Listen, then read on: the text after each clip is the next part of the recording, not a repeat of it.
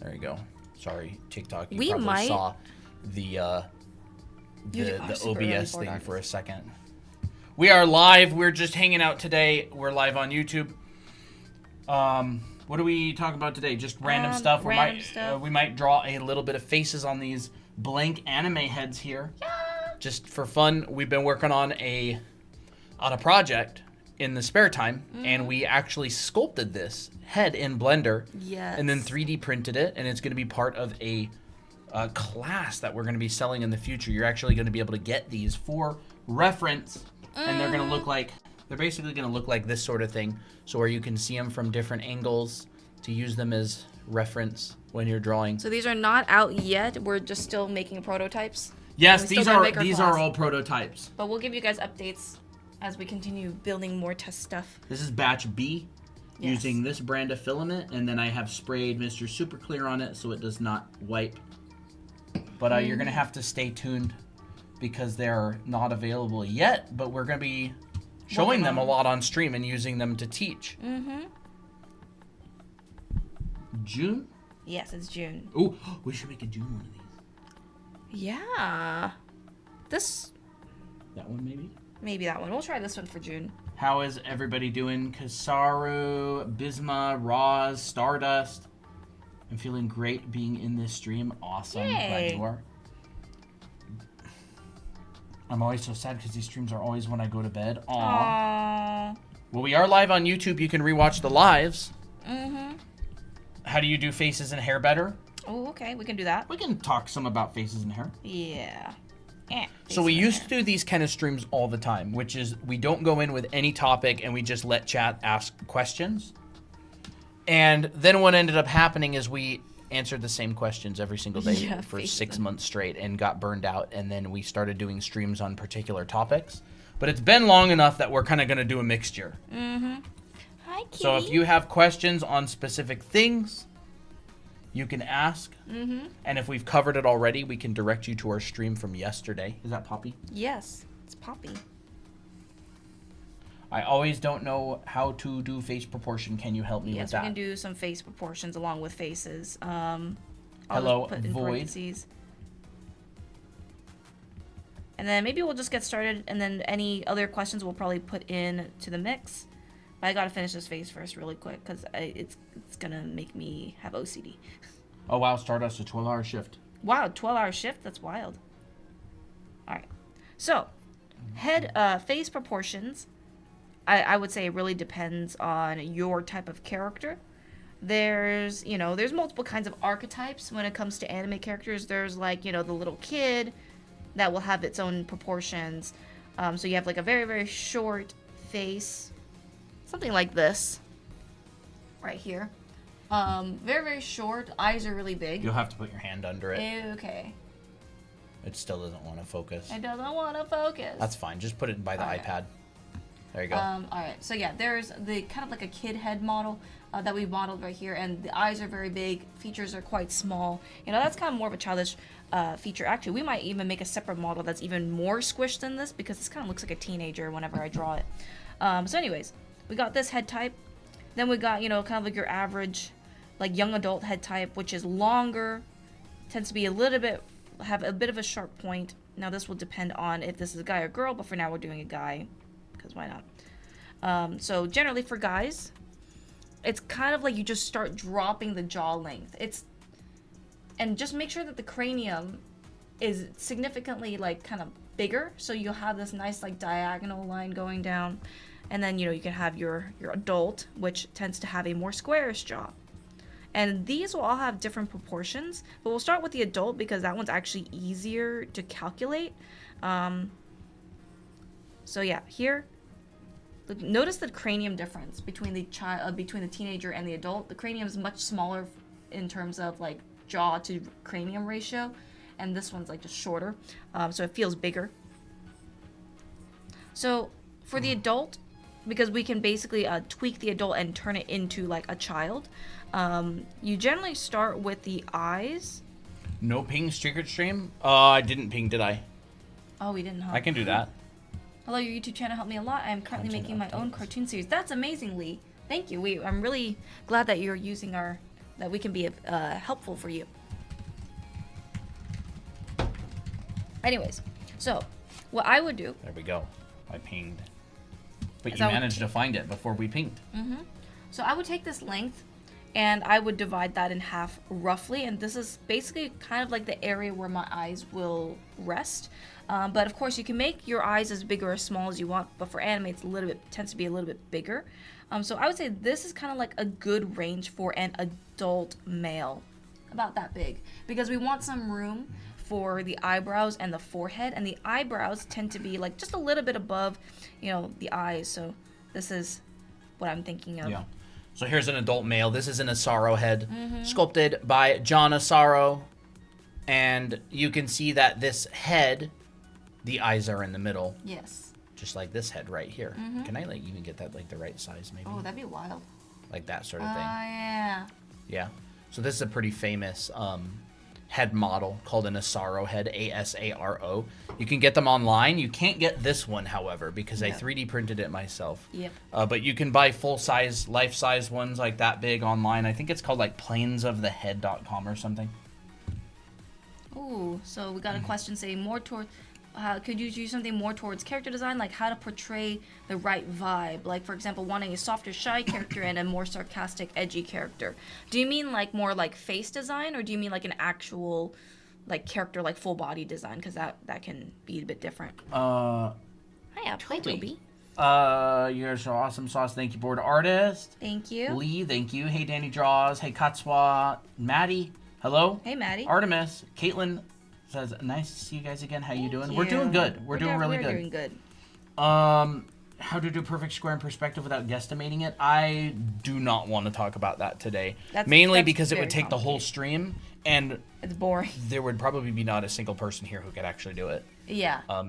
Finding a perfect square in perspective is very difficult. My favorite way, actually, I never learned it. I kind of figured it out myself, which is you actually have to understand where you are. You have to understand the exact rotation of your box, and you can figure it out like mathematically, basically. So then if you want to find your nose, you would basically take your brow length, your brow measurement, and divide that in half from the brow to the bottom. Yeah, you're much better guesstimating. Like, as much as I hate to say it, as much as I like being able to do things properly and correctly, the way to find it, you're better off either using a 3D program or practicing a lot. Just to know, basically no professionals plot it like correctly. Not even people who are super obsessed with accuracy like Scott Robertson ever plot it. So I do want to talk about like how to make a shy character versus a sharp and edgy character, and with just through facial features. So yeah, I'll do that, Stardust. But Scott Robertson has grids that he uses where he knows the degree of the ellipse, because a circle fits inside of a square. So if you're on your lens and you know you're looking at a box from a 3/4 view, then you know it's going to be a 45-degree ellipse, in which case you'll know what ellipse you can use. But it's very technical. Yeah. So we divided the brow to the bottom of the chin, divide that in half, roughly is about the bottom of the nose, and then you divide this little section in half, and there's your mouth. So that's generally like a pretty accurate and good enough proportional system to then like we can just morph and turn this into like a teenager and a kid. Actually, another way to get like some good head features is you can just draw a line and you divide it into thirds, and you fit a head in this. There is no easy method. 3D There's no easy method. Blender. Yeah. 3D program is an easy method. You could also just, if you want like an old school kind of method, you could just take a picture of like a Rubik's Cube. Mm-hmm. Or I would even say maybe getting a Rubik's Cube, kind of like, oops, punching my microphone. Maybe a Rubik's Cube like this, and you just take a photo of it and use that as a grid. Yeah. And then you have your squares like on the corners right here. The reason why it's really hard to get a perfect square is because it's very sensitive, and it really just takes a long time to get good at it. You can train yourself to guesstimate it with like 95, 99% accuracy. Mm-hmm. Yeah, we do have courses from Udemy, so yeah, that's probably one of us. So yeah, We both made courses on Udemy back then. So anyways, here is your brow. Once you divide it into thirds, this first third right here is your brow. Second third is where your nose is. And then you can start like, dividing things in half again. You can be like, okay, well maybe here's where the eyes are. Here's where the mouth is. And then, we got a pretty good, decent face proportion. How to draw without the circle and lines. You draw it so many times with the circle and lines that you see them in your head. Exactly. It's funny because people were asking about how I was able to do this from imagination yesterday without any lines, and it's because I've done it so many times with lines that I can just plot it in my head. Mm-hmm. But it's the same thing. Christina's drawn anime heads so many times. You could grab your watercolors. Yes, I can. Hold on. Just put this water away so I don't spill. Yeah. I draw a lot of these. Christina does tons and tons and tons of heads. Yep, and these are without guidelines or anything. Yeah, those are all just straight with marker without any guidelines. Yeah.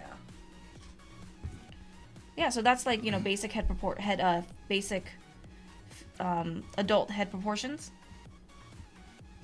And then what we can do is we can then start modifying them. So with the teenager, the eyes will generally be bigger, but they will still kind of be around the center of the head or the face. So this is where you can kind of just start having fun with it. You can make it as big or as small as you want. Just make sure it doesn't go past this area right here. That's your threshold. Your nose can be a bit higher. Your mouth can be a bit higher. But they still, it feels like a face, right? If you've got... You can make the mouth lower for this if you want. If that's the desire, that can definitely work. But I prefer that for a anime guy. Cuter faces tend to have features that are higher on the I have no drink. face. You don't have any This drink. is an emergency. This is an emergency. Couple comments. W. Christina Danny Draw says she goes straight thank into you. line art. Lao says, what are we learning? Heads proportions. Head of proportions faces. right now. Different faces and stuff. I have a solid understanding of proportions, but can't seem to redraw the same character in different angles. It would be perspective and proportions. Yes. Perspective That and would proportions. drawing things from different angles requires ability to draw dimensionally in 3D, and so it's very common. Yeah. A lot of it is understanding the landmarks of the face. Basically your proportions, like eyebrows, nose, mouth, how it pokes out in like a 3/4 view. Like for example, this is a very soft version, but we got this head right here. Most of the landmarks that I would find is the brows, the brow ridge, and the nose, and also the cheek.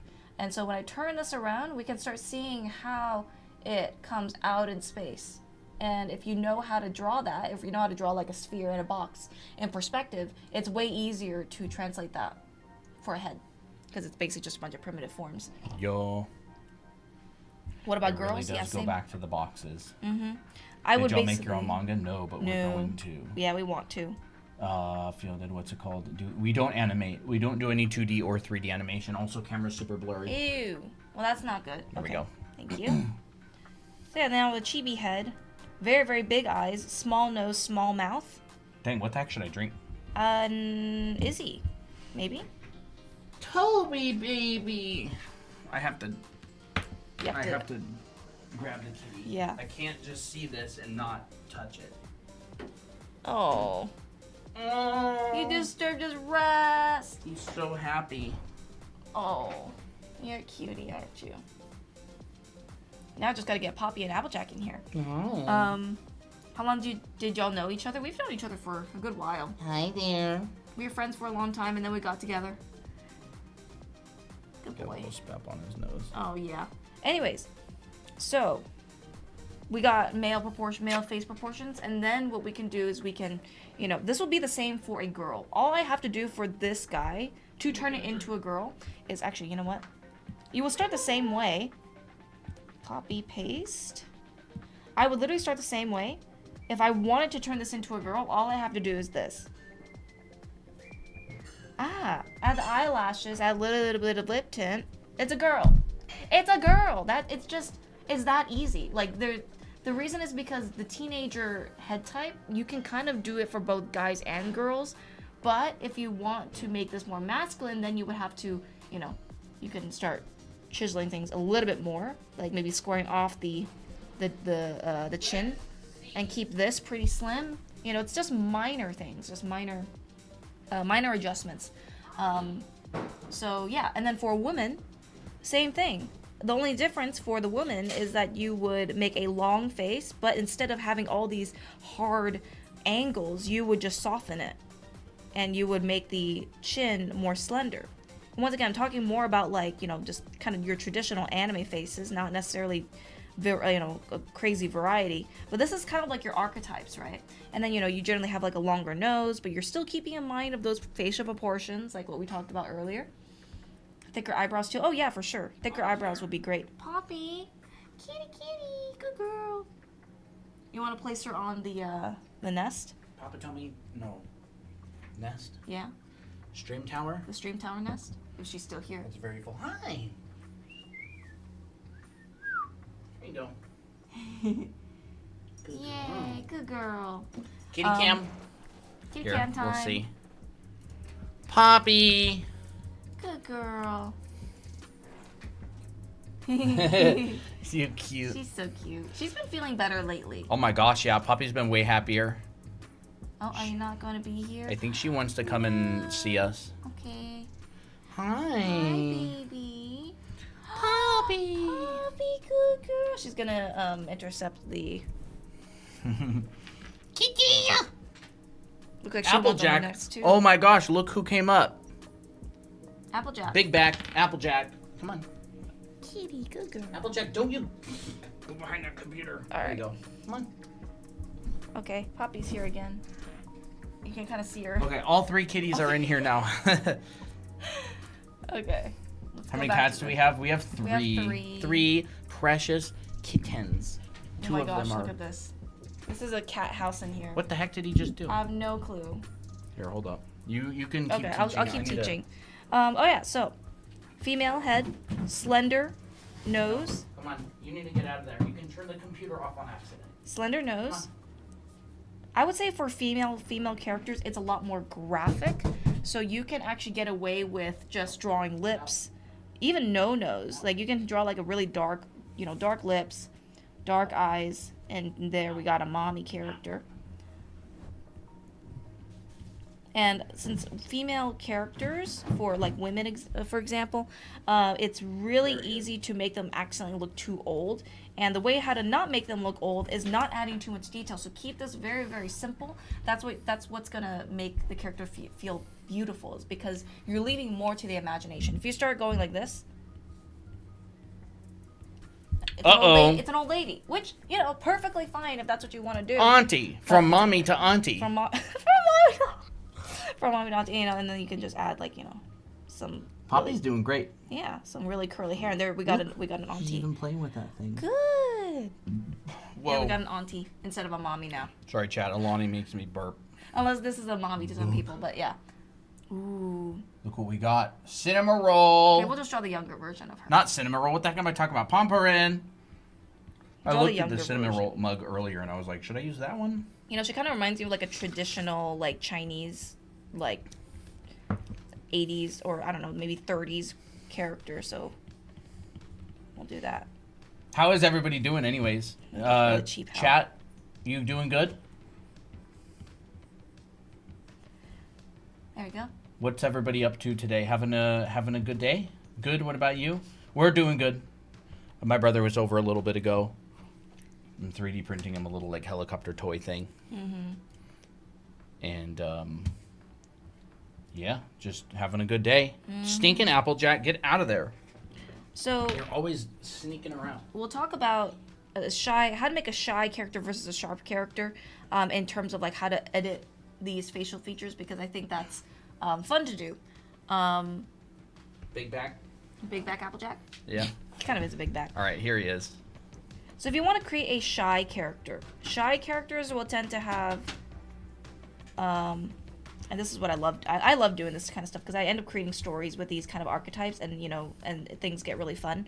So let's do 3 different types, or 2. Maybe we'll kind of gradually get more edgy. We'll do like a more excited and a more edgy. Very nice. Okay, someone says finished.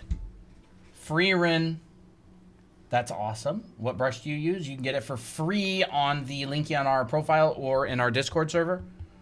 Caught up on Dandadan. Nice. Been good. Went to get school supplies today. That's fun. Look at Poppy. She's gonna take over the spot. Excited and edgy. Kind of boring today, so just practicing proportions. Nice. Studying gesture poses. What? She's on top of Toby. Mm-hmm. She initiated climbing over him? Yep, she That's did. neat. Yeah. They're cute. They are cute.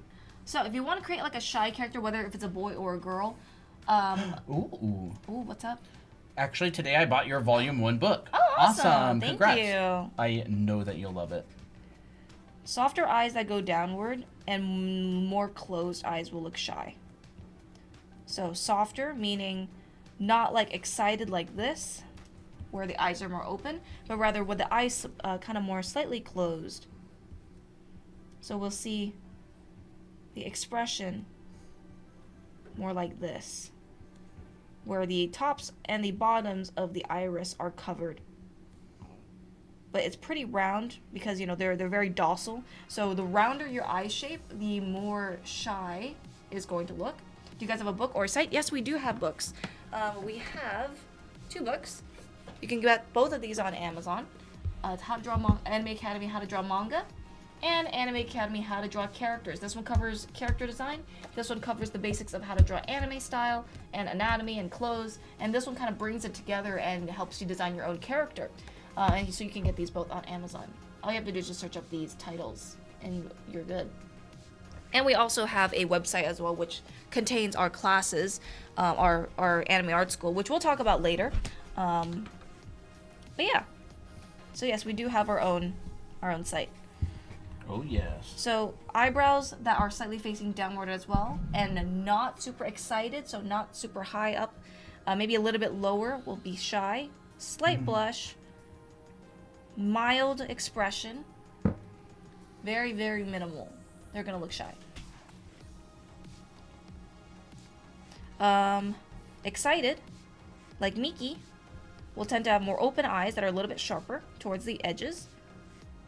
Miki is Colton's character, and she's a diva. Bobby, I love you. You're so precious. Oh, The little meow. you little meowsker. Excited characters tend to almost look a little bit angry and aggressive, but also happy.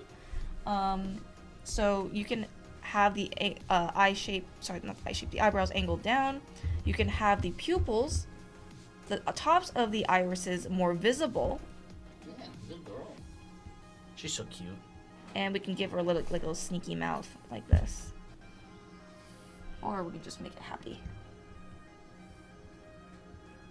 And this will work great for guys as well. This is all like, you know, universal. So you can do this for a guy character, you can do this for a, you know, androgynous character, whichever character that you want to do. They all share similar things. They all share, you know, shape language. So this one has a mixture of angular and round, which creates a kind of a sneakier, more excited look. This one is just like angled down, soft, round shapes. And then for an edgier character, you're gonna have a lot more like dynamic, angular shapes. So something that's more like a triangle, that's kind of more narrow. When I draw the bottom eyelid, it looks like eye bags. Ooh. Because, okay, so what happens is this. You have your bottom eyelid, you gotta make sure that the bottom eyelid is very subtle. If you're doing anime, you can apply it from the sides like this and just add like a little lash like this. And then the rest can be implied. That works great. But You keep might it also be flat. putting them too low. Yes. You might be putting them It's too hard low. to know exactly without seeing it. And you don't, this will make it look even more like eye bags if you add this part right here. Unless you're also talking about this part right here. Like this little, I forgot what this thing's called, but some people like to add them in their style. And that, if you like add too much, it's gonna look like eye bags. Yeah. So more edgy character. Eyes angled down, sharper, narrower. More solemn expression, so that means the eyebrows are closer to the eyes. at the difference. And also, edgier characters don't tend to smile a lot. So making the character more emotionless, frowning, will make them look edgy. So there we got 3 different types of personalities just by changing a little bit of the eye shapes. Notice that didn't even change the features of the mouth or the nose at all, except for maybe her expression. But I just only changed the eye shape. That's it. The brush you can get in our profile. Hey guys, guess who's streaming this week? Oh, awesome, Master Magic. Huh? Master Magic's gonna be streaming. Really? Congrats. That's awesome. Good luck. But yeah. And then, the pose also helps a lot. Like, shy poses tend to be more withdrawn, hunched over. Like, kind of with, like, clutching their chest because they're too shy. Even their legs are kind of more like, this is for girl pose, by the way, but, their legs tend to go inwards and then out for a cuter effect. Edgier characters tend to look cool, so they have like hands on their hips or hands in their pockets. They're a little bit more laid back, but they stand pretty straight. So just, yeah, you can try a lot of different things to achieve certain effects. It's giving ooh, yeah, exactly. What an easy way to do anatomy. It's more just like poses. Actually, we do have a video on poses and how to construct poses just like this to be super simple. I forgot what it's called. Let me see. It's our latest video on YouTube. Let me see here. It is this one, how to draw great poses. We talk about this very simple method on how to draw poses with a certain vibe. And yeah, it's really helpful. Oh, yes. Love the way you draw. Thank you. Let's see. What else? What's an easy way to do anatomy? Oh, I'm sorry. I actually read that wrong. I thought they said, what an easy way to do anatomy. What's an easy way to do anatomy? Find a process. I would start by defining what you mean by anatomy. Yes. Do you mean like anatomical information, or do you mean like you want to draw characters that have poses that look comfortable, that are pleasant to look at? Yeah. Oh, we should talk about hair as well, because that is in one of these topics. I think a lot of the time it's almost a matter of not exactly knowing. Like, if you look up anatomy, you're going to find a bunch of stuff on, like, muscles. Yeah, we could So, do... Yeah. I would say probably figure drawing. Figure drawing. Found this stream randomly while browsing. Think the YouTube algorithm awesome. Oh, thank you. Welcome. Can you discuss gesture with form? Sure, we can do that. Just That's fun. form. Where can I find your Discord server? You can get the invite to the Discord server on drawanime.com, or you can just send us a direct message there on TikTok and ask for the invite, and I will send it to you. Yeah. Actually, can you give me that iPad really quick, the iPad mini? Because I want to talk about some process for figure drawing. Because this is exactly what I teach in our anime art school. Yeah. And I always like talking about it because it's so helpful. I wish I learned this earlier. So this is what I teach in our anime art school. This is the exact, figure drawing process. It's proportion first, proportion and setup. You fill it in with forms, basic forms, just boxes and cylinders, and then you add anatomical information. And anatomical information always goes last because it's just complicated. And so you have to understand the first 2 steps first in order to add anatomical information. And if you want to learn anatomy, the way how I teach it is you basically just do a bunch of studies and you color code and label them. So if you want to just start studying anatomy, learn proportions, learn. You know what your the guy forms. looks like to me? Oh my gosh, He looks it like does. this guy on It TikTok. really does. That's so funny. Has I draw anybody guys like seen this guy. videos of that guy? That's It's because literally she how I was look. teaching the muscles. She wasn't teaching any of the fat pads. So this guy has Yeah. like a 0% body fat, and that's what people look like when they have 0% body Oh fat. yeah, and I draw people that look like that all the time because I don't add fat pads. So yeah, this is how you learn anatomy. You basically just do a bunch of studies, add in all the muscles and label them. And it's not necessarily just muscles alone. It is the underlying foundation, which is proportion. It would be the figure drawing. It'll be the figure drawing. Proportion and / gesture. And there's, stuff on YouTube, like we teach this as well. And there's also, people like Proco that teaches this kind of stuff. Simple forms is usually next, and then an anatomical information. Yep. Will Weston goes a third, a third, and a third. Yep. Setting it up, filling it in, and making it look good. Those are Yep. those are all of the thirds. If you take a class from like Glenn Vilpu, you know, he'll do the same thing. So Will Weston's a great resource. Pretty much any figure drawing teacher is going to teach this process. Unless you take something like an analytical anatomy class, they generally don't teach figure drawing. They just teach like muscles. Yeah, and then there's Kirk Shinmoto. Kirk Great. Shinmoto has really good content. Michael Hampton has a book and classes. These are all figure drawing teachers that we've taken over the years. And they all teach something very similar, which is just a similar process. Yeah.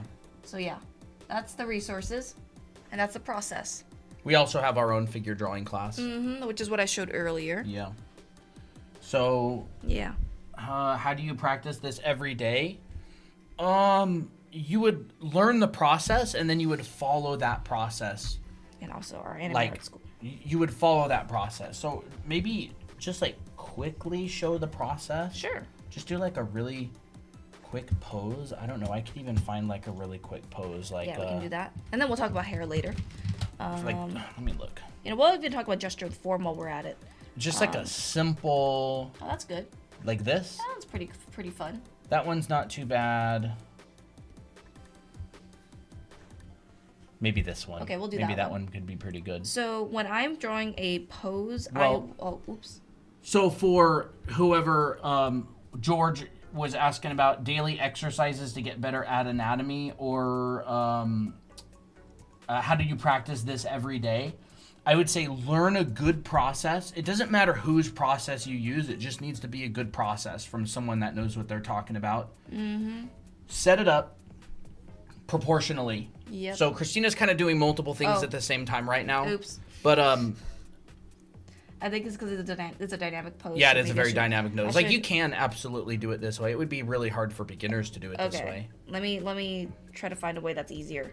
Measurements, proportion. Yes, proportion measurements. Okay. So what I would do is I would.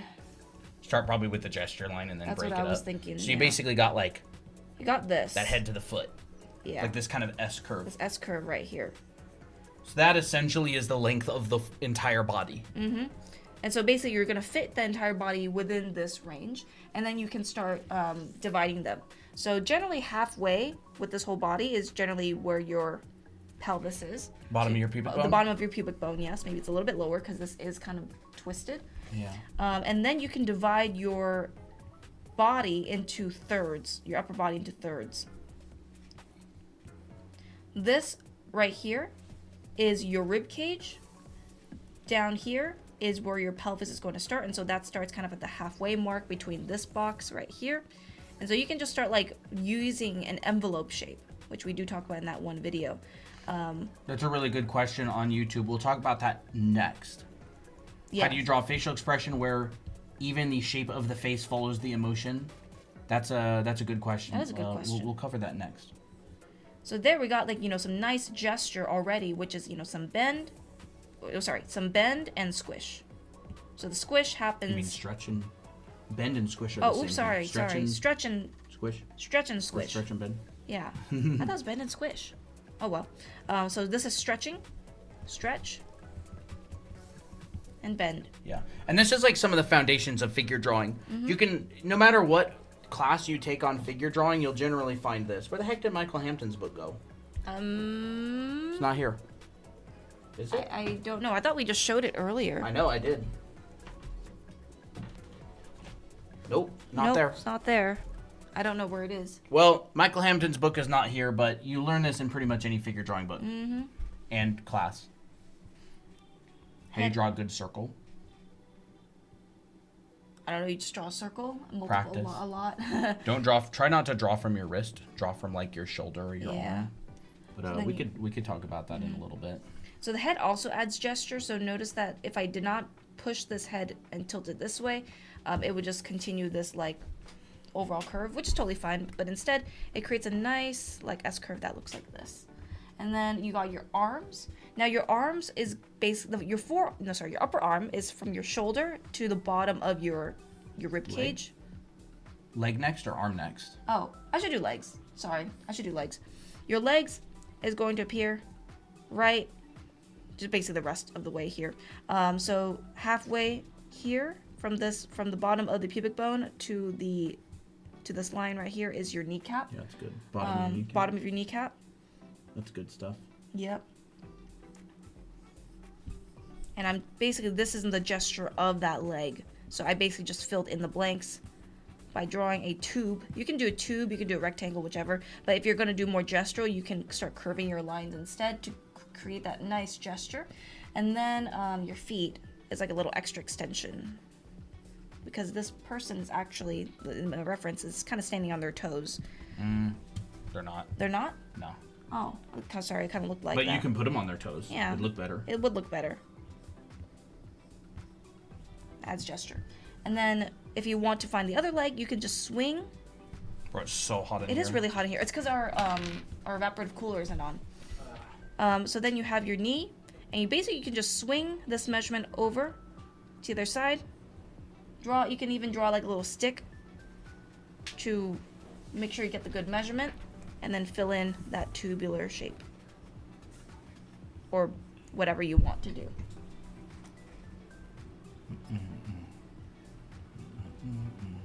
So the knee is halfway down the length of the leg. The bottom of the pillar of the knee is halfway. Yeah. This right here, the bottom. I actually should have made it a little bit lower. Is halfway from the bottom of the pubic bone. Yes. To the bottom, to the ground. So like, it's really important what you measure from, which is the bottom of the pubic bone is half of the figure, and then the bottom of the pillar of the knee is halfway between that and the ground, generally. And then you got your foot. Your arms, your upper arm is basically the length of this point to your bottom of your rib cage. So you can just take that length and just kind of place it wherever, depending on what your pose is. So I can just take that measurement and place it up. Oh yeah, both her arms are up, aren't they? Yeah, both her arms are up. I feel like this pose would work good with one of her arms out. Oh. Like the closer arm, down. down. That's good. You don't have to. It just. Yeah. This is a good pose, though. It is a good pose. And then you can just take this measurement, move it to the other side. Here's your other arm. If you want to draw the same arm in the same pose, but in a slightly different position. Yeah. So. And by the way, everybody, this is just basic figure drawing. This isn't like any sort of esoteric knowledge. Like, this is like you take any figure drawing class. And this is what they'll teach. They literally will teach this in like the first 2 weeks. Yeah. So like I would highly recommend taking proper figure drawing classes where they're teaching a proportional method in some sort of a system. Mm-hmm. We teach it, of course. Yes, we do. But you don't have to learn it from us. You'll learn it from any proper figure drawing class. Mm-hmm. Yes, we will talk about hair in a bit, but right now we're talking about some figure drawing. And then what I would do afterwards is, I already implied a little bit of form, but we would generally start adding in more three-dimensional forms on this figure. And let me just do this one more time so we can see like a little before and after. So this is where I would start adding in those nice volumes. Juicy. And all you have to do, you can just there we go. add Yup. that cylinder, the form of the nice cylinder. wrapping lines. Nice wrapping lines. So right in here. Right when in it here. comes to cylinders, this is not a cylinder unless, and this is also not a cylinder. Mm-hmm. You can only tell it's a cylinder if you add end caps or wrapping lines. So if you have another one next to it, you can reverse the direction of that by adding end caps and wrapping lines to the other side. So this will give you information on which direction the object is moving. So legs, arms, torso. Remember to add your wrapping lines. You don't have to add them as obviously as this. Most professionals disguise them in stuff like socks and shirt sleeves. Like if this person Pants. was wearing socks, that would be the top of the sock, and it would show you the direction of the form. Yeah, They do even it those through stripes. they do it through overlaps. Yeah, the stripes of socks. They do it through clothing folds. They do it through belts and bags and buckles and all kinds of stuff. Professional pros are really, really, really good at disguising these things. They're still doing it. They just disguise it. Yeah. You know, this is where you can add. I can even show an example from our own book Yeah, let's do it. of disguising it. There goes Bridgman. Okay. So, for example, let's find some characters. Maybe Victor. Victor's the great example. Victor here, or how about we use Faye? Sure. Here's Faye from our book. You will see that everywhere, the bottom of her skirt, you see this shadow that's being cast by the bottom of her skirt that goes around her leg. That's describing the cylinder of her leg. Let's see. Sleeve. The sleeve, the end of her sleeve right here is describing the box of the wrist itself. So there we go. There's so much stuff here, dude. Describing the box of the wrist. Even the the top belt. of the shoes are describing that cylinder of the leg. So all of these wrapping lines that were being talked about right here, they're still there. They're just hidden inside of the clothing and the design. That's really the only difference. So back what we were talking about earlier, which is like you draw the guidelines so many times that you don't need them anymore. Well, what you do is you still draw the guidelines, you just disguise them in the clothing. Yep. And you A know, lot these of the wrapping time. lines will show you perspective. So like this, Yes. I can see that, oh, I'm kind of looking down at the cylinder. So that's why this ellipse is going downward. But I'm kind of looking away. This cylinder is going away from us. So we kind of see the bottom of this cylinder. And so that shows the direction and perspective. You know, this pelvis can go away from us, so going down, so we're seeing kind of like the bottom of the pelvis. This rib cage can go up, so we're seeing above it. Yep. And then that Torso creates- bending back. Yep, torso bending back. And like you can see that just this single wrapping line here and this single wrapping line here is giving you so much information on the direction of these forms. It does so much. Yeah. And that would come after proportion. So a lot of people will draw the figure flat with two-dimensional shapes, and then they'll add their wrapping lines to give dimensionality to it. So this And then before and after. on top of this, that's when the muscles, that's where you would put the muscles on top of these underlying Yeah, forms. which I should have done like this. Paste. So you take the same drawing and then you just keep adding or subtracting. There was a question earlier, why haven't you been posting as much? TikTok was supposed to get banned like 5 times in the States, and there's no reason to make videos for an app that's going to be banned soon. So they keep pushing the date. But we actually decided to focus on our YouTube channel instead. We are streaming there live right now. We actually just hit 20,000 subscribers on YouTube recently. And we've been posting there instead. You explain it so clearly. Do you provide courses online, tutorials posted anywhere? Yes, we Yes, absolutely we do. do. We actually have an entire school online. They're anime art school. And Anime Art School, yeah. So you can find it out on, so where are the figure drawing stuff? here. Here it is. This type of stuff. Proportions. This is all in our school. We have a 12-week-long figure drawing class. Among a lot of other classes, there's a 14-week costume and clothing drawing class. There's a 14-week character design class. There's a 14-week perspective class. A lot of different classes. You can find it on drawanime.com if you're interested in learning this stuff. If you've tried learning in the past and you haven't really found anything that works good for you, this is big. It's like an entire college, basically.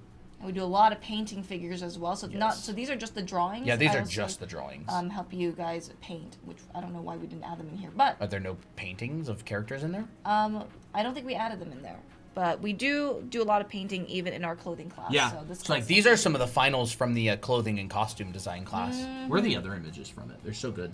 yeah, these ones, Materials, material rendering. shoes, bunch of Shoes. different types of shoes, clothing, suits, dresses. lot of drawing. Yeah, lots and lots and lots of stuff. And this is all after like the 7 basic folds are covered. And tension and compression. Tension and compression, yeah. So, Look at all this. Very, very thorough. Good stuff. Designing your own tops. And these are all done live and explained Mm-hmm. from the very beginning. It's a proper costume drawing class. Yeah. Like, you'd get the same exact thing in like a college. This is this figure drawing process right here. Proportions, basic But yeah, forms. and we also teach for free here on TikTok and YouTube. Of course, it's not nearly as in-depth or long as... Like, that one's really nice. really like I this. actually really like this. See, look at this. Diaper fold, but also diaper fold. Diaper fold. So you'll learn to recognize these folds as you see them in the model, and you'll know how they work. Mm-hmm. Diaper fold, pipe fold. You got a little bit of... You kind of got almost like a half lock right Yeah, here. half log right there. Yes, it does cost money. And it is $497 US for all 7 classes. Yes, it's like an entire college. It's an entire college, It's going to take you a long time to get through, at least a year. Yeah, or even more than a year. Probably It's all- more than a year. So it's Anime Art School. And if you want to find information about it, you can go to drawanime.com. Yup. It'll give you all the information. If you go to drawanime.com, you want to click on the yellow button. That'll bring you to the page. You'll see a bunch of preview videos. You'll be able to download the curriculum, all that kind of stuff. Yellow. But it's basically like a college without having to go physically to the college and spend all the money. Mm-hmm. Are the classes videos? Yes. Yes, they are videos. Yep, you can go through them at your own pace. Mm-hmm. 4th year fine art student, I must say I should have listened and pay more attention to my figure drawing classes back then. Yeah, they're so important. Well, I am glad that you're paying attention to it now. So yeah. Most poses I do most poses I draw. Totally normal. In fact, when I was in art center, I shared classes with the animation students, and they were always doing the poses and expressions that they were drawing. Mm-hmm. Do y'all do the coaching? Yes. Yes. Yep, we are the teachers. I teach all the perspective and rendering classes. Christina teaches the anatomy, character design, costume drawing classes. Mm-hmm. So this is where I will start adding some basic anatomical information. Now I'm going to be doing these very simply here because I don't have all the time to talk That's a about very it. nice comment. I don't think I've ever had people who explain so well. Oh, thank you. We work really hard on it. You Yes, know, we do. I literally cannot tell you. We have spent tens and tens of thousands of dollars taking classes from all different kinds of teachers. Like that list from earlier, I have taken a class. This is just figure drawing. I've taken a class from every single one of those people, except the one on the last one we taught it. But you know, This is ours. and more. I've actually taken more figure drawing classes from that. I'm currently going through a what's his name, Ray Bustos anatomy class, and then we take all of our favorite stuff, and all of the stuff we think they explained well, and we teach it in our classes. So you know, it puts a new spin, and then we take everything that's interesting that we find about stuff, and like, oh, that's explained in a really good way, and then we make a lesson on that. What about contacting friends or misunderstanding? I don't Huh? understand that question. I'm sorry. I don't have don't any know idea that. what you mean. What are y'all drawing on? It is a iPad Pro Yes. 13-inch, and it's Procreate.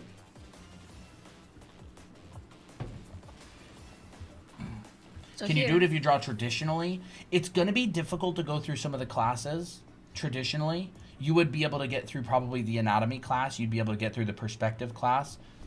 But it is a digital.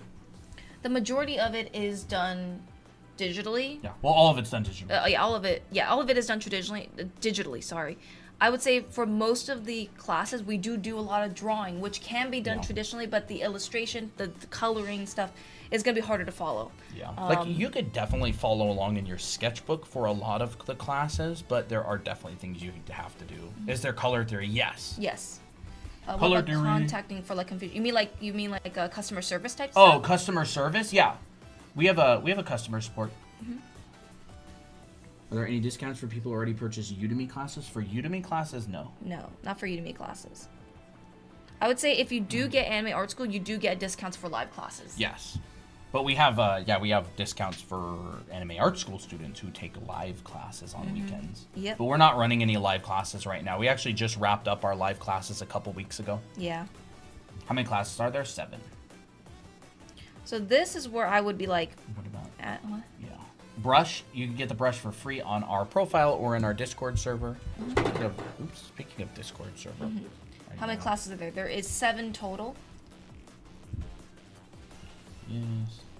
And we are planning to add more classes to our store. We're planning on creating a heads Yeah. drawing class using these models, which can supplement for Anime Art School as well. Yeah. Although you do teach that stuff in I do. Anime Art I do School. teach Bunch this stuff of in head Anime Art angles School, and stuff. but I feel like with this one, I would start making things a little bit different, teaching things that I didn't teach in Anime Art School before. Yeah. But- Yeah, we're continuing to record more classes, and we really want to try and like innovate and do something interesting that not a lot of people do. Yeah, for sure. So this is where we would start adding more anatomy. I'm adding just very basic anatomy. Actually, you don't really even need to see all the crazy stuff.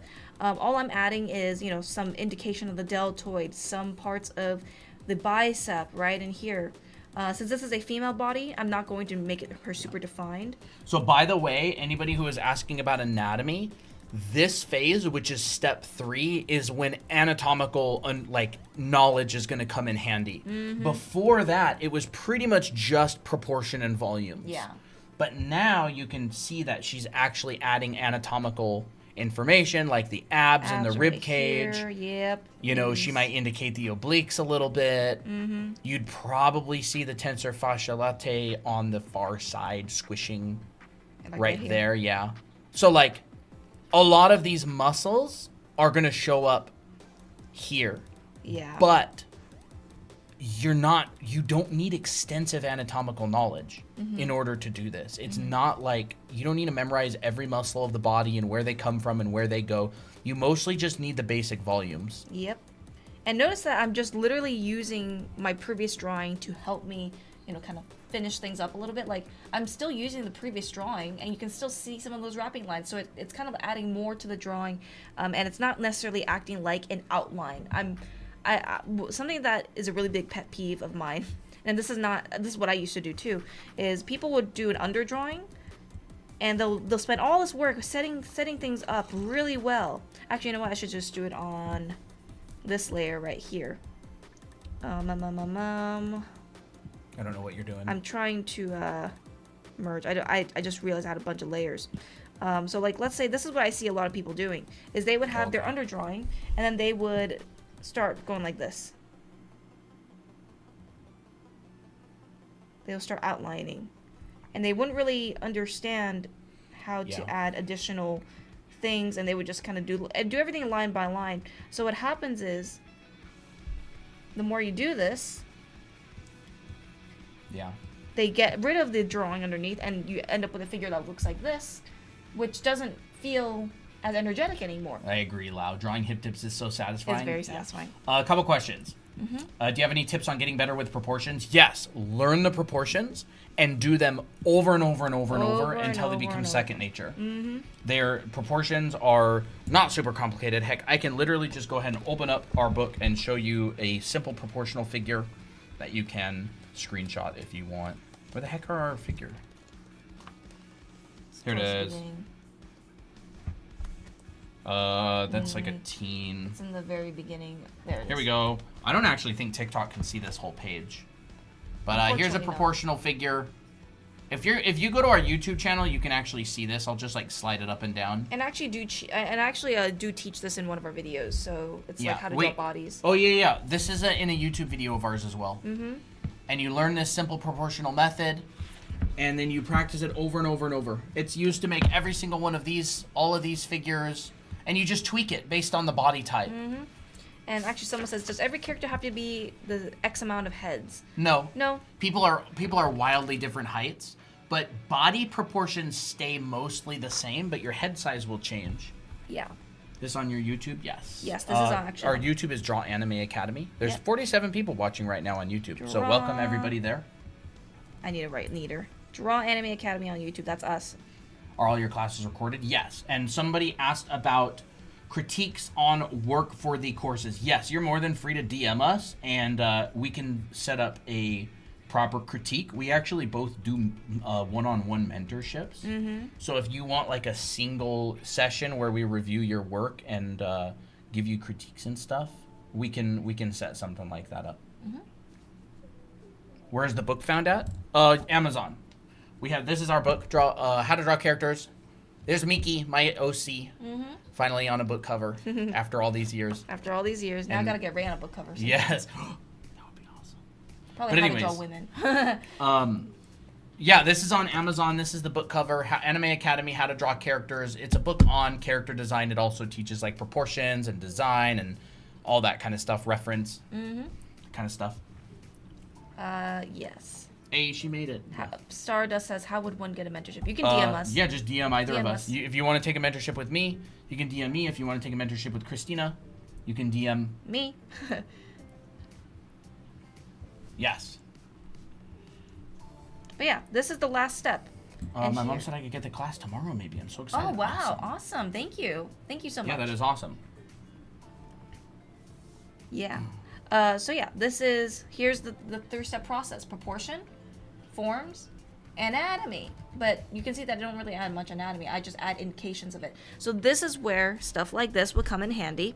This is why. So the stuff that we teach on Anime Art School is basically more like analytical figure drawing. So that means it's not just figure drawing, but we're teaching you muscle placement. So this is basically what I have you do a lot of times, and then afterwards you would take all this information and only selectively choose how much you want to show. So here, for example, the female character, most of this female character, of this female body, is just the basic forms and a little bit of muscle. And you don't even see much muscle on here anyways. It's just maybe the main ones. And that's because I specifically chose to omit a lot of the leg muscles and stuff. Like here, you can see that I don't even add in any of the hamstrings. I just add in the form, add a bit of the calves, and that's it. But this one here, I add a little bit more information because I was in my reference. So you can this is more about information that you can always include into your drawings later on. How much are the classes and where can I buy?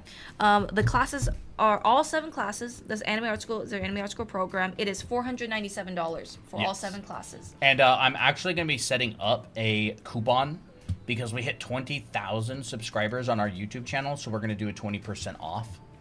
And we've been planning on it for a little while. So there we go. So if you are interested in getting Anime Art School, I'm making a 20% off coupon for the 20,000 subscriber special. We were actually going to do a 12-hour long live stream and do that. We're still going to have to do that sometime, but I just created a new coupon for 20% off. It's actually the first coupon discount I've ever made for Anime Art School. So do we tell them the code? Yeah, it's called 20 for 20. 20 FOR20. You get 20% off of Anime Art School. So it's like $100 off if you're planning on getting the class. 20 for 20, you say? Yes, 20 for 20. And you can put that in the spot. Is there a limit? Time 20 limit for this? For hold on. I need to set this up properly. Well, we'll let you know when it's fully ready, I guess. Yeah, I need to where the heck is the coupon code offer? I need to make a specific thing. Sorry, it's the first time I've done this. Yeah. Well, the code is 20 for 20, but we'll let you know when it's there we go. fully there. But anyways, so yes, this is anatomy, and we'll talk about hair as well because that is part of our stuff, and we talked about some gesture with form. But yeah, it's 20% ovals off. for torsos as these boxes. If you think that's more helpful for you, totally fine. I would say if you're gonna do like ovals and stuff, just really understand like the form of the oval and how you can Single coupon. blend that in. Like, yes, you can definitely simplify like the rib cage as like kind of like an egg shape or oval shape. The rib cage isn't necessarily a perfect oval. It's more of like an egg shape where it's narrower on the top and on the bottom it's wider. So if you just do like a perfect oval like this, it's not necessarily very accurate. So the reason why I like doing boxes is because you can see multiple sides and it's very clear, right? You can see a lot of clear perspective. I know that boxes are harder and takes more steps, but really it's so worth it. I would do boxes. But if you think that ovals is easier for you, then totally do it. I'm not going to tell you what to do. When I try to download the brushes, it doesn't work. You got to make sure that you're downloading outside of TikTok, so you want to open it on another tab or browser. And by the way, it only works on Procreate, Clip Studio, and Photoshop, the ones that can handle an ABR file. What the? Ray says, I'm going to ask my mom about getting the art class if it gets 20% off. Yes, we are. Colton is currently doing working on that coupon right now. I'm trying to make it so you don't have.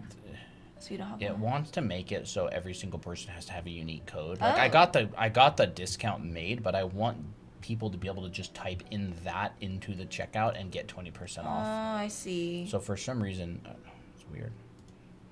Coupon isn't working yet. No, it's not working yet because Colton's still making it. It's our first coupon that we've Weird. ever made. So If you want a coupon right now, I can give you a code. yes. I made a bunch of them. I'm trying to make it so 20 for 20 gives you one. Should I just tell them the temporary code? Yeah, you could write some of these down. These will be Okay. up no matter what. All right. So codes. Here's one, LTXFJ2. LTFXJ2. Okay, that's a Z. Sorry, that's it. It's a Z. There we go. There's another one, 46GJBL. GJBL. These are just codes. Yeah, that you these are can just use. codes until I can figure out how to get 20 for 20 working. These will all give you 20% off. Yeah. TGVYFE. TGVYFE. Yeah. LGKVEH. LG what? KVEH. KVEH. Yeah, these will all give you 20% off. And It made a whole codes. bunch of like unique codes instead of just one, and I can't figure out why, but these will all give you 20% off. I just want to make it more Yes. convenient. It's 20% off right now with these codes. I don't know exactly if it's like is it a one-time code? Each of these will only work once. Each of these will only work once. So there's 1, 2, 3, 4 right here. I got 100 of them. I can give you more if you run yeah, out. just But yeah. I'm trying to make it so 20 for 20 will work for as many people as want to get it. Let me try to figure it out. So the Anime Art School program, would it be solo, do it on your own time and watch your own? Would it Yes. be more of a review? It's solo. You do it on your own time. It's a recorded program. If you want feedback, instructor feedback and stuff, you can contact us to, Critique? for to critique you. It would be like a paid mentorship. You could do like a single critique. Like for example, you could do an entire class, pay for a critique, and then show us your work from the class, and then we'd give you an in-depth critique on Yes. it. You could take a proper mentorship and get critiques every single week, like we meet up one-on-one. I've done mentorships since 2020. Yeah, so anyone who wants it right now, 20% off. These are the 4 codes. Yeah, take a I can get screenshot. more if y'all want. Yeah, let us know if Yes, if you finish a class, you will be able to go back. You own it forever. You can go through it as many times as you want. You own the classes. It's not EA. no. We're not EA. We are you have the class forever. Yeah. So we're You gonna can come talk back in about- 5 years and go through it. I'm just trying to figure out how to make a stinking unlimited code. Yeah, I don't know. Bulk? Okay, I want to make a bulk coupon. Bulk coupon. Cart order? We'll talk about hair really quick. So hair is all about layering. I want you to Oh, I think think I about. figured it out. You figured it out? I think I figured it out. Okay. I needed to do a cart order. Okay. Set minimum purchase amount, expiration date. Here we go. I think Okay. I figured it out. Okay. Continue. Wait a second. What? I don't know. We'll just have to see. Okay, I think 20 for 20 should work. Okay. So the new code that will work If for anybody everything. wants to let me know if anybody's looking at it. If anybody's looking at it. 2420. I also 24. really want to do a 12-hour stream. Yeah. Maybe we can Let's set it- let's set up like a 12-hour stream or two. I want to stream for 20 hours. I want to do like 10 hours on Saturday, 10 hours on Sunday. Maybe like next weekend. We'll stream for 20 hours over a weekend. And we'll run our 20 for 20 promotion. What do you guys think of that? 20 hours of streaming over the weekend, teaching art, hanging out, having fun, bunch of OC drawing, running a promotion. promotion. What? What? So yes. Yeah, we'll do that. Yeah. So right now it's available. This 20% is available, right? How long will it last? What was that? What the heck are you meowing for? Hey, you like that? Kitty? I set it to end at the end of the month. So Maybe we can do a 20 hour at the end of the month. yeah, but it may go away. Applejack, his silly face. Look at that little big back. So yes, the code is working right now. Yeah, it should work. Look at that baby. Look at that silly face. I miss Poppy. Where is she? Is she in the shelf or something? She sometimes How would naps that work there. for the YouTube live? Don't they stop at 12 hours? We would do 2 separate 10-hour streams. Yeah. So right now. And I think I would like to do that next weekend. When do y'all start school again, by the way? Some of them start like probably Some of them mid started August. already. Some of them started already. Yeah. And everybody, when do you start school again? 9? What does that even mean? Do you mean like 9 o'clock? August 20th, Monday, the 9th, today? Monday, September, August 25th, Monday, IDK. Okay, we'll do that. I've been wanting to run a promotion for 20,000 subscribers. And so we'll do that. So 20 for 20. So 20 for 20 is available right now, right? Yes. Let me know. Does it actually work? Anybody in chat? You don't have to buy it. You can just like apply it to your Yeah, just to apply your it cart. and see if it works. Let me go look actually. Drawing Academy. So if you want to go and get Anime Art School, you can go to drawanimeacademy.com and press the yellow button, and then you'll be able to get Let me all, see. get all the information. 20 Smart Chris says it's not working. for We're 20 gonna check. apply. Okay, it's an invalid coupon for some reason. That's weird. What? Do any of the other codes work? Oh, I kind of deleted it, didn't I? Did you? Yeah, because I Oh. thought that it was already made. Why didn't that work? Oh yeah, it worked. Oh. One of them worked One of them for someone. worked. Someone got it, was able to get it. Yeah. So who got it? Which code did you use? Let's go back and find some of the other. Let's find some other codes. Coupons. I'm just gonna 20 for 20. Why is that single bulk 20% off of order? Brush lower opacity doesn't look the same. It could be because maybe your pen doesn't have pen pressure. That could be one reason why. 2420 20%. So someone off. used it. The 20. Someone might have used one of those codes that we gave Oh, earlier. okay. Let me go find some of those codes. Sorry, I've actually never made a code here before. So let's go back here and let's see, refresh. All right. Well, we'll write some new codes down, and I'll keep them on Redeemed codes. Yeah, someone used the 20 for 20. someone used one of them. Oh, okay. All right. So, So okay. let's put in some other codes. Yeah, we just got a bunch of them. So we've got LTXFJ2, LTXFJ2. We might just have to do it this way. FJEHG8. FJE. What is this? HG8. Any recommendations for alternative iPad pencils? I don't know. I've never used a Okay. something that's Kurt not. Thompson says I was able to successfully use one of the codes. Awesome. Awesome, Yes, thank I you. did see that. All right. So Okay, now we've got 3GGKXG. So Smart Chris, you can use one of these codes. X or KXG. Any of these codes will work. And I guess what we'll have to do is we'll just have to like have codes available for people who want to get 20% off. Maybe we'll just do that. Yeah. Maybe we'll DM a code or something. We'll just write them on okay, screen. yeah, like sure. we'll just have a bunch of them up. Sure. There's 100 of them. I made 100. So 99 out of 100 are available. FCCYT9. FCCYT9. There you go. There's 4 more codes. Yes, if go anybody's. You can just get a code and just try it. Yeah. Because I don't know how many people are gonna get these codes, and it's a one-time code. So Yeah. yeah. There you go. Subscribe Yes. to y'all channel. Awesome. Thank you. Yeah, I really wanted to do something fun for the that 20 for 20 doesn't work That does for not some work. reason. I'll have Okay. to like contact the support and be like, how the heck do I make a code where anybody can use the same code? Okay. I'll just put these in here. These are the codes. There's 4 more codes that will work Yep. for 20% off. What the heck? Mm-hmm. I don't know why it's not. I have no clue. So if one of these codes doesn't work, it probably means like someone used it. So just try the next code. Yeah. So yeah. It'll tell you if it worked. It'll tell you if it works. Yes. Don't get it if it doesn't work. But none of those codes have been used. Right. Those are new. Yeah.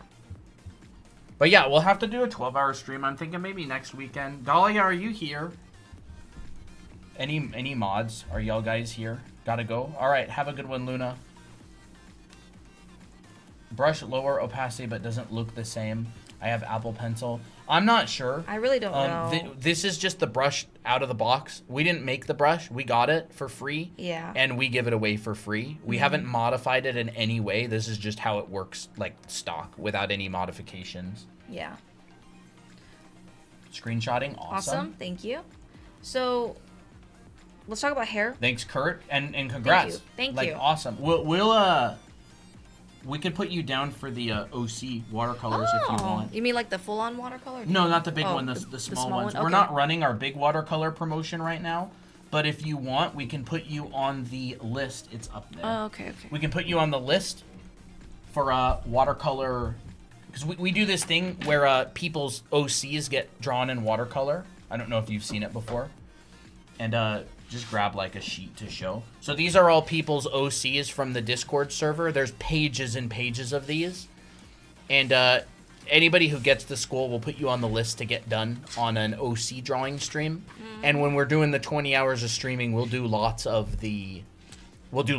lots of these. And so when did y'all start drawing? Oh my gosh, when I was a little kid. Both of us. So Kurt. When we were little kids. I started working professionally in 2016. Have you on the list, Kurt? 2016 is when I first got hired to work, and ever since I've done a bunch of freelance art and design and mostly concept art. I don't do a lot of anime style stuff. I mean, nowadays I do, but most of my career professionally I didn't.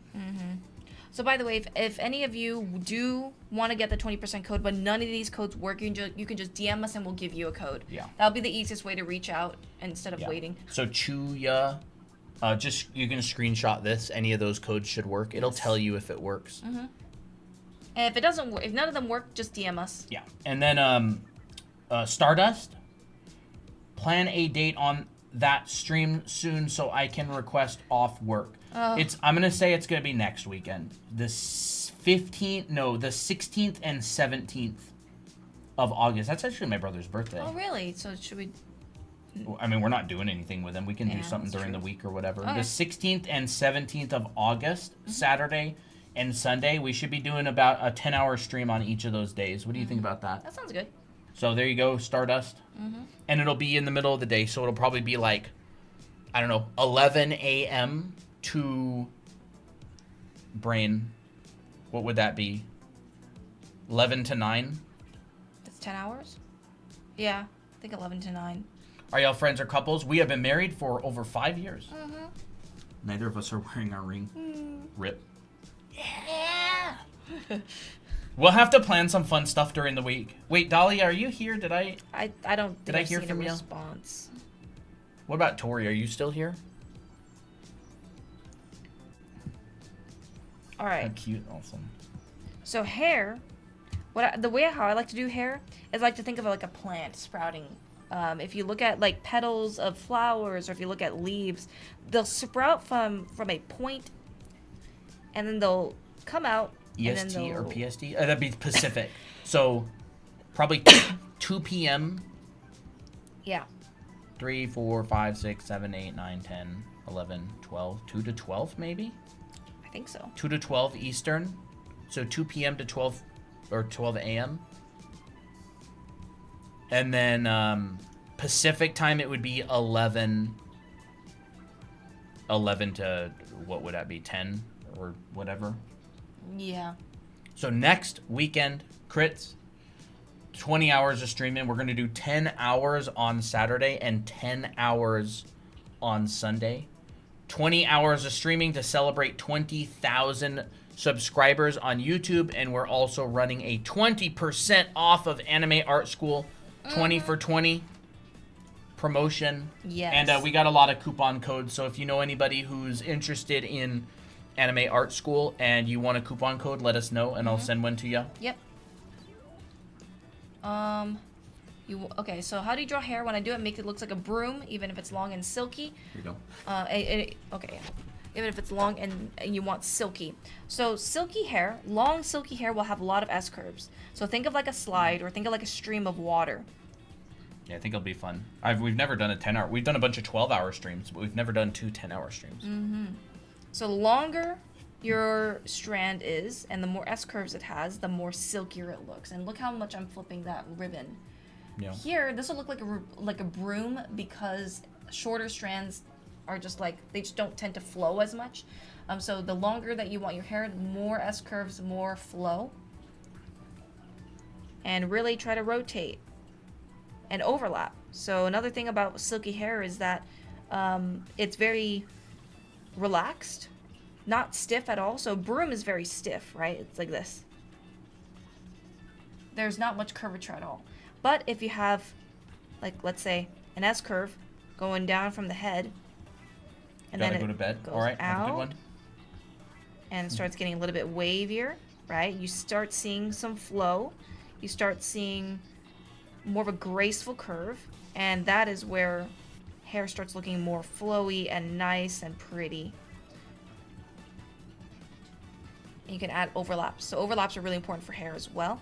Notice that all I really did was just add a couple like larger strands, and it feels detailed already. It's not about these lines, these small lines. It's about big decisions. Bob Ross likes to call them big decisions. What the heck? What? Why did our Discord just update our YouTube stream and say we're live like this minute? Where is y'all's art school? Because I'm in. Missouri? Is that Missouri? It's online. Anybody can take it from anywhere in the world. So yeah, it's online. It's like a virtual program. Yes. Michigan. Oh, Michigan. I don't know state abbreviations. Me neither. I don't. I don't know stinky, yucky, AZ. And Florida. And But yeah. It's online, yes. So no matter where you are, you can take it. Yes. Yeah. So another thing about hair is volume. So what you can do is start thinking of hair like a sculpture. So if you have like a strand here, this is very flat until I add a wrapping line. Can I have the link because for the code part I got confused? Okay. Yeah. You go to Draw Anime Academy. Oh, sorry, drawanime.com, and you click the yellow button. Yeah, it'll say Anime Art School. It'll say And then you apply any of those codes on the checkout page if you're interested. Yep. And it'll give you 20% off. So it'll be $3.97 instead of $4.97. Margaret, you can actually have this brush completely free. It's on this page as well. This would be the green button. It'll say digital brush. Yep. So drawanime.com, click the yellow button which says Anime Art School, and it'll take you to the For landing Gloria. page. Yes, for Gloria. Any tips Also on yoinking this brush. It's great. Yes. I think at this point, literally hundreds and hundreds of people have downloaded this brush. Since we started giving it away like this. Yeah. We found it on a really old buried Reddit post, and it's one brush that's in this really large brush pack, and it's the best brush in the brush pack. And so all we do is just use it. We just took that brush, and we give it away. I don't use any of the other brushes in the brush pack. It's like it's a Yiming Yijin Ke. That's it is Yijin Ke. Yeah. It's a great brush. It's a lot of people's favorite. Bye, Chris. Have a good night. Bye-bye. Do I press and roll now? Yes. And enter the code. Yeah, any one of those codes. Any one of these codes, just enter will it work. in. If you are getting. Yes. Yes, you press and roll now. And then it'll take you to a checkout page. Yep. And then you input the code. There'll be a little code place. And then, yeah, if anybody is interested in feedback rather online, it'd be over Discord or Zoom, but in feedback, you can contact us about critiques and stuff if you're interested. And we'll give you the pricing. Is this iPad Air or Pro? Pro. It's Pro. Yeah. All right. I did want to talk about hair. The weight and pressure sensitivity is hella satisfying. Yes. Hi, my name is Just Subscribed, and I'm new to online art, but I'm starting to get it. Also, I use Procreate. Any tips for shading, highlighting, and other stuff? Awesome. Welcome, Mimi. I'm glad you found us. Shading and coloring. highlight and coloring. Sure, we can cover and that. highlights and stuff. Yeah. I actually teach that stuff. Yeah. Applejack, what are you doing? You So little sneaky. we'll talk about this. Look at this. Baby, look at that little mewing jawline. Bro, he does look like he's been mewing a lot. You're so funny, Applejack. You're so cute. No, it's all good. I can read it. I like to read comments as people write them. Just in case. It changes the code I put in when I click checkout, and the code becomes invalid. I put the picture of it in general. Really? Okay, Sure. maybe we'll just give you a personal code. Oh, you don't type all that. You just type No. one of these. You just type one of these. So you just type this single line, LTXFJ2. That's it.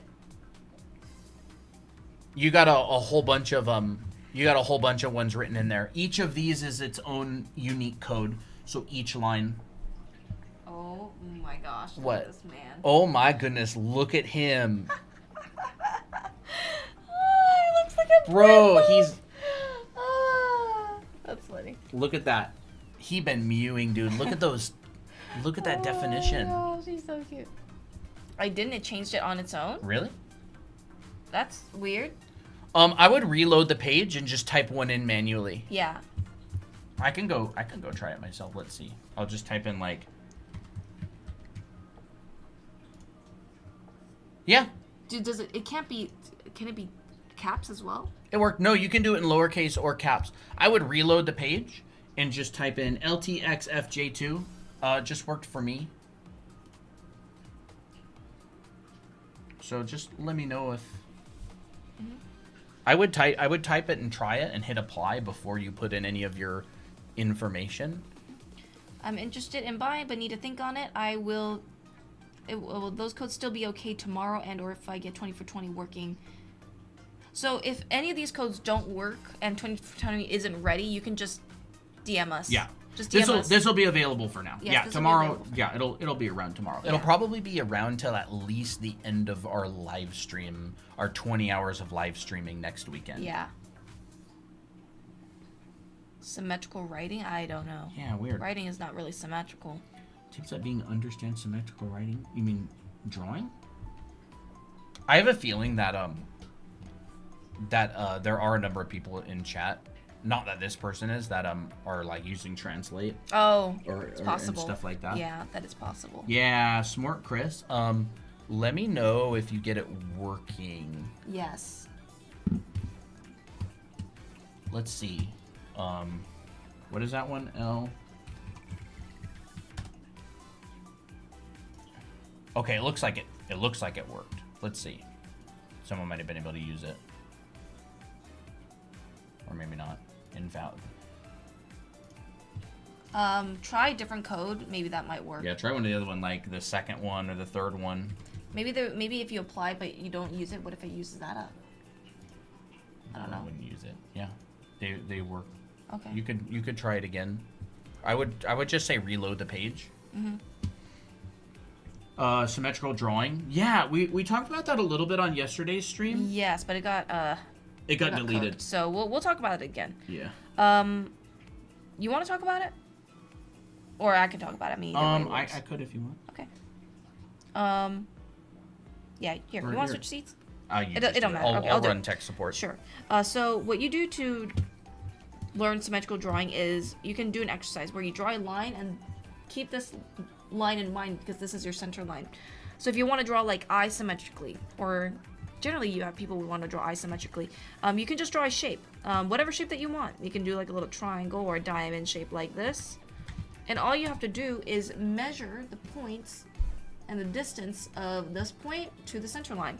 So this is the easiest one so far, so we're going to just drop that in, just measure it roughly, and graft it to the other side. So if we look at it, take a look at it and say, oh, is this about the same length? If so, yes, great, let's move on.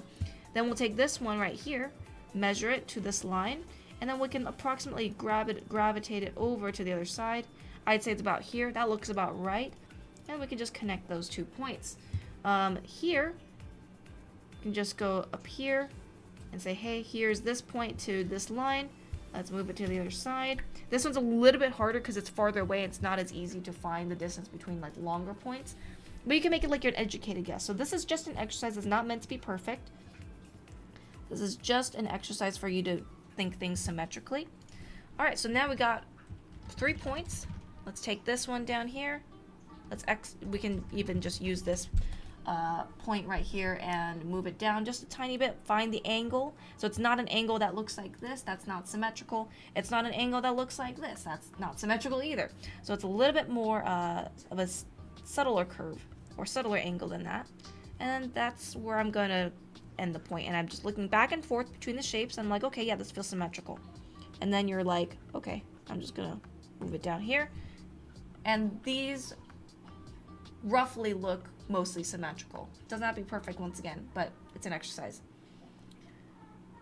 Hey guys, I'm using your books. I'm in my notes era of the books. Awesome. So here, this is where we can start turning this into whatever we want. So we can say, hey, maybe these are eyes. So let's say, hey, let's draw the eyelid up in here. Up in here, and we just look at it back and forth, find the thicknesses. Let's add in the pupil or the iris. Let's add an eyelid. And this eyelid is also a separate shape. So you would, kind of imagine them as different points. This one comes out a little bit more. Maybe it stops right at this apex of this curve. And then boom. Now that's symmetrical. We can even change the shape if you want. 1 sec. Well, go ahead.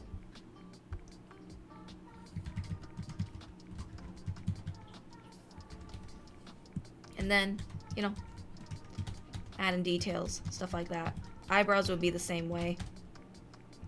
So you're just trying your best to draw symmetrical shapes one at a time. And then you do this a bunch of times on faces, on anything that is symmetrical, and then you will be able to draw things symmetrically a lot better. I wish it would be that. I wish art was like, oh, you learn one tip, you know it, and then you can automatically apply it. It's not necessarily true for the most part, because a lot of it has to do with connecting your mind to how you want your hand to do it. Because your mind can understand it, but physically it's harder to draw. So you got to make sure that they both connect at the same time, and it just takes practice.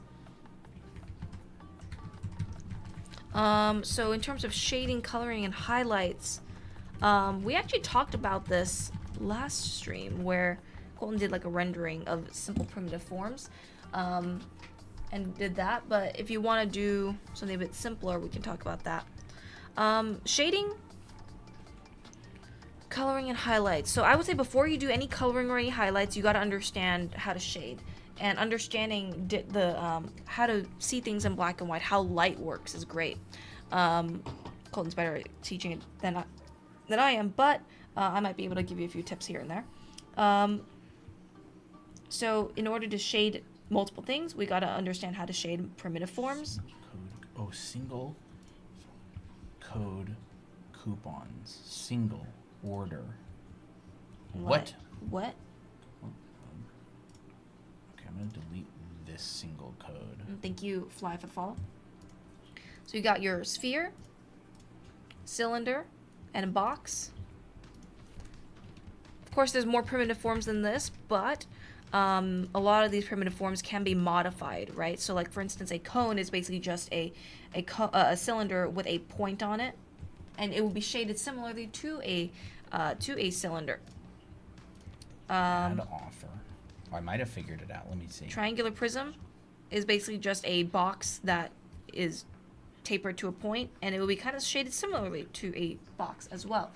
And if you want to shade these primitive forms, did you figure it out? Here.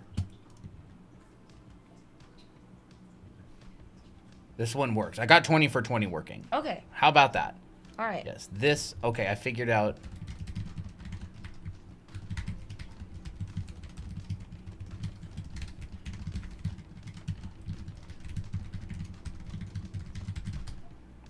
So 20 for 20 works now? Yes. Let me try it on my own. Yep. And I'll write down the code once it's actually done. Yeah, let me look. 20420. Let's look. Apply. Yes, it works. Awesome. Let's go. 20 for 20. We got it. So none Okay, of these- see if that link that I posted in general chat works. That should be 20% off. 20 for 20. The code works now. That should absolutely work. And I have a specific link that if you click on it, it will take you to the checkout with the code already applied. That's what I was looking for the whole time. So yeah, let me know if that works. Actually, because it wasn't working for you, it made me click on something else that actually helped me figure it out. So It was fate. you actually helped. Thank you very much. Oh yeah, ba. I totally forgot. Do you want to play vacation mode again? Yeah, why not? This is helping me too. Which one? Oh, this.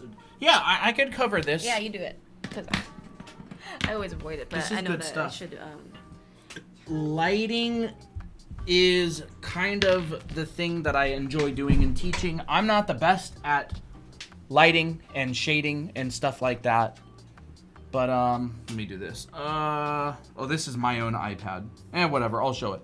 So these are the kind of things that I teach in anime art school in my painting class. I teach how to do this. I teach how to calculate drop shadows, rendering block forms, calculating the drop shadows. Sorry, the exposure's not really that good on the iPad, but these are all rendered and calculated, the drop shadows and everything. I've been teaching lighting for a really long time. This is all stuff. This is completely from imagination. This one's completely from imagination. And this is from anime art school, also from imagination. So I do teach a lot of rendering and lighting. And I'll talk about that a little bit. Helping me too, I mean the code things. Oh, yes. Oh, awesome. So 2420 works, by the way.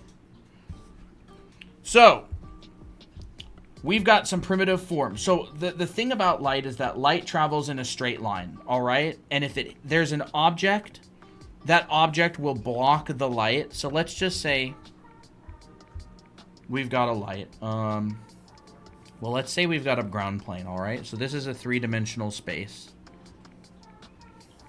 Best way to practice shapes? Okay, so we've got a three-dimensional space here. And let's just say I have like a stick coming out of the ground, right? And here is where it connects to the ground. Well, if I have a light up here, this light is going to have a specific place that it's floating above the ground. So it could be here, it could be here, right? It could be all the way back here. So you have to know where your light is, because if my light is right there, then the cast shadow of this stick is going to be this. But if my light connects to the ground right here, then the cast shadow of this stick is going to be right here. All right, so you really, really, really have to know. Oh, yay, it works. Yay, Awesome. Thank you. Oh, wait, should we put them on the list as well? Yes. Do you want to be on the list for OC drawing? So this is not the big watercolor, but this is, it looks like this. So this sheet is not done yet, but we'll put you on the list if you want to submit an original character of yours during the next OC drawing, which is going to happen all next weekend.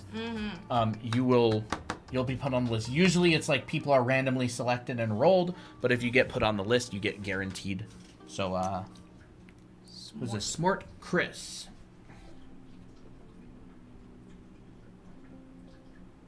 There you go. Okay, so it's really, really, really important to know where your light is and where your light source is, all right? And again, if I put the light here, then the cast shadow is going to look like that. That's going to be the cast shadow. So you see that I drew the light right there, but I had a shadow that went like that, I had a shadow that went like that, and I had a shadow that goes like that. So, but I didn't change the drawing other than where it connects to the ground, right? So you have to understand, where is my light in three-dimensional space? Really, really, really important, okay? Because all you're really doing is you're doing that a bunch of times, right? If I have a cylinder, and my light is right here, then I'm just taking these lines and I'm going, well, it wouldn't actually be right there. It'd connect right there, like that. And then it would come up, and it would come down like this, and this would be the shadow. And then it would happen the same thing right here. And I can't draw a line today. And this would be the shadow. Might need to move that over a bit. And then on the other side, we would get the same thing. You draw through, and this would be the shadow. The shadow of this cylinder would look like this. Wow. That would be your shadow right there. Because the line is really close to it. Or the light is really close to it. So the shadow's going to get distorted. So light, actually I'll just keep that around. So light travels in a straight line, all right? And what ends up happening is where this object starts to turn away from the light source, you're going to get a core shadow. And there's going to be a core shadow here. And then this side is going to be in shadow. So there is my object. And then I would simply take that and render it. I would simply take this and I would render it without line work. And it would end up looking something like these in here, right? Like this right here. That's so cute. Looks like a little teddy bear. Yeah, I try to make it like a little face, like of some sort, right? Or like this kind of stuff, or like this. Like these are the cast shadows from this cylinder and this cone. It's a double light source, and it's an orange cylinder. Here's another cylinder up here. It's casting a shadow. The shadow's coming down and falling on the ground back here. I've just basically done the exact same thing. Simon, Smart, sorry, it's Chris. It says 6 and 7 are in progress. When do you think they'll come out? So I'm actually currently working on my painting class 6. And I actually think they're going to be coming out pretty soon. Class 6 is actually almost done. It's almost done. And then class 7 is going to be a class that Christina and I teach together. But we have been working on it. And I'm really excited for it. So I don't know, maybe in the next couple months. I would say we'd like to get it done before the end of this year. Yeah. It does take a while. I would think in the next couple of months. But I do upload lessons as they're ready. Mm-hmm. So as lessons are recorded, we publish them. Okay. So cylinder like that. And again, I would just start with a line, like a single post in the ground. But that's why it's so important to be able to draw dimensionally. Because if I have a ground plane Someone here... was asking what's the best way to draw shapes or practice shapes, which I'm not sure what you mean by shapes. I'm assuming they're meaning forms, but... Shapes are two-dimensional. Shapes are like square, circle, triangle. I can't even draw a triangle, bro. Right? Those are shapes. You wouldn't really practice shapes. Like, if you know what a square, a circle, and a triangle are, you're ready to go on.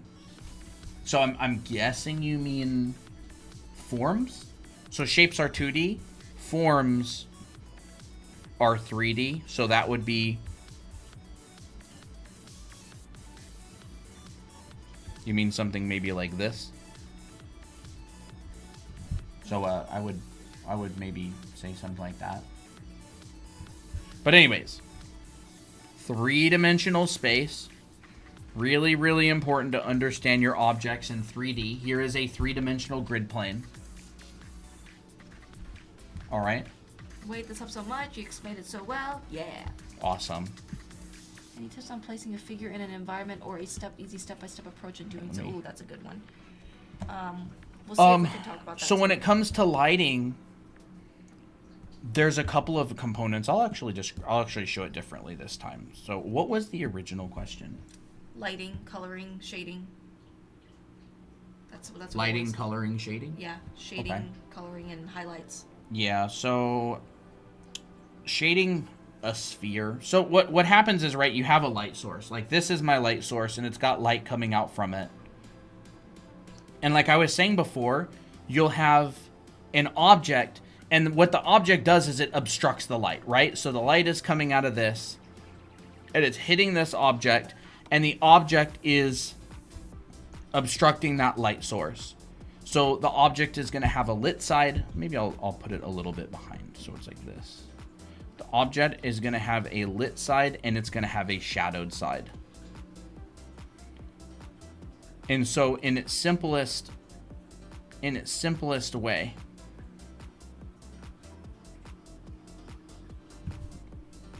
it's going to look something like that, right? You're going to have a lit side, you're going to have a shadowed side. Now, if this object is behind the light source, it will look like this. If the object is in front of the light source, you might even end up getting something like this. So again, that's really, really important, right? So if my object's in front of my light source, it's going to look like that. So if I actually draw out this in like relative to a ground plane, so let's just say we've got a ground plane here, and I've got a sphere. Let's just say I've got a sphere right here, okay? If I've got a light, and my light connects to the ground right here, then my core shadow is going to look like that, and this is all going to be in shadow. If my light connects to the ground right here, then I'm going to get my core shadow, and it's going to look like that because the light is mostly in front of the object, and I'm seeing most of the lit side of the sphere. So that's why I was saying, oh, it could be like this, or it could be like this, depending on where this light is in relation to the sphere, all right? So you really have to know this stuff because it's literally going to be the difference between 80% of this sphere is light or 80% of this sphere is dark. Like, that's how much of a difference it makes. That's like a, literally, it's completely different depending on where the light is compared to the sphere, in relation to the sphere. So anyways, then like the anatomy of shadows and form is you basically have, if you study figure drawing, a lot of the time they'll talk about cores and casts. So a core shadow is when form turns away from the light, right? So light is hitting this object. Let's say my light's right here. Light is hitting this object, and as this light hits this object, the form turns away from it. That would create a core shadow. And these shadows tend to be a little bit softer, like a little bit fuzzier. And then there's something called a cast shadow. A cast shadow is when an object blocks the light, and that light and that shadow of that object is cast onto another object, like a ground plane. It's kind of like an eclipse. You know, Yeah, where the moon is you would blocked. be in the cast You shadow. would be in the cast shadow, yep. Yeah, so golden hour, when the sun starts to go down, you're starting to get into the core shadow. That's so aesthetic. So that's a cast shadow. Now, those are the two main types of shadows. When people do figure drawing, when they teach figure drawing and figure lighting and shading, they're playing with these all the time, cores and casts. Because, like, if I've got we have really soft lights in here, but basically, right, if my hand, as my wrist rotates, the light will fall off of it. But say I have another hand over top of it, yeah, just hold that up. See? You can see there's a cast shadow from my hand on my arm from Christina's phone light. But then you can see that right here, there's a core shadow. As this light, as this form of my wrist turns away. Now look, we have a core shadow and a cast shadow, and they're blending in with each other. So this is really, really important when it comes to lighting. So here's the... Yeah, Blueberry, I did see your question. This is, we're talking about a different subject right now. Cast. I don't know exactly if we're going to talk about it today. Core. We did talk about male heads earlier. Here we go. Now, objects that have roundness to them will have cores. So it can even be an organic object, right? So say, what's going on? Oh, it's not screwed on. Oh, there we go. Happens. Right? Let's just say we've got even like the shape of a muscle. right? This object will get cores. So let's say I have a light coming from this way. I will get a core shadow that basically goes like this. And then it'll probably get smaller and go there. So the larger forms will have softer, little bit softer cores, and the smaller forms will have tighter cores, or it's less soft, right? You could even take this and just do something like this, right? You could even smudge that just a little bit. Why is that so aesthetic? And you can create the illusion of this form, like that looks correct. It looks like it's in the right direction, right? It looks right. The reason is because as the form turns slowly, you get a softer core. And as the form is smaller, you get a sharper, a harder core. So again, this happens all the time in figure drawing. When this is like so much of what they talk about. And now you get a shadowed side right here. And you get a lit side. And that is how you would literally render a bicep. Like you go look at some really good figure drawing. That is how they render biceps. Mine's horrible compared to good figure drawing, but it's got the right principles. It's literally so aesthetic. I can't even. There we go. And a lot of the time, they'll add a little bit of the form turning away on the other side. Like that. And then this side would be in shadow as well. So there we go. That's basically how they render it. And then this, depending on where your ground plane is, you'd have a cast. And the cast would probably come down and be like this. And I'm just going to do something really quick. It probably looks something like that.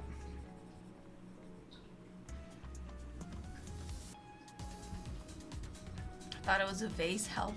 So there we go.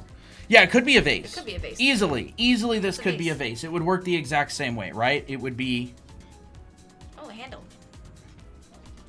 We have cheesecake. There you go. Now it's a vase. Rendered the same way, by the way. Rendered the same way. And then, of course, this handle right here. Yeah, we do have cheesecake, don't we? Mm-hmm. I'm determined to take my bath tonight. There we go.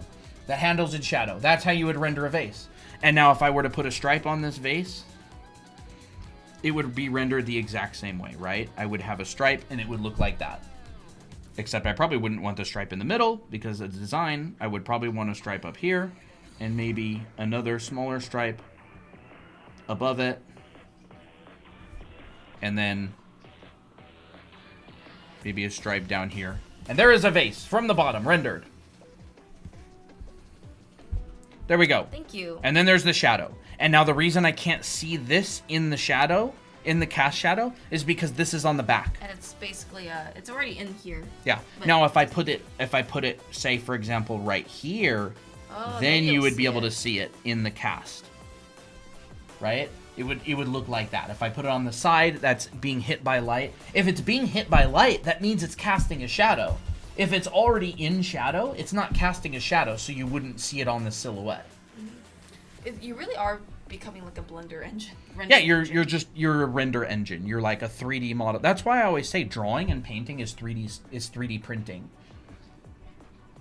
Like that, okay? So it could be a muscle. Like this is kind of like the shape of a bicep that's flexed, but it could also be a vase. It doesn't matter, right? So core, cast.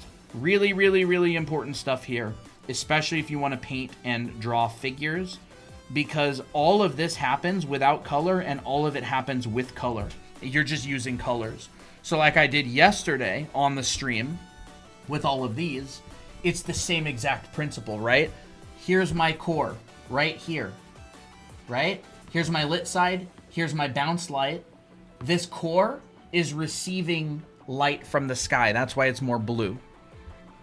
Light, shadow, darker shadow. Darker shadow. Why is this shadow right here darker? Because it's pointing towards the shadow. Light's not bouncing off of it.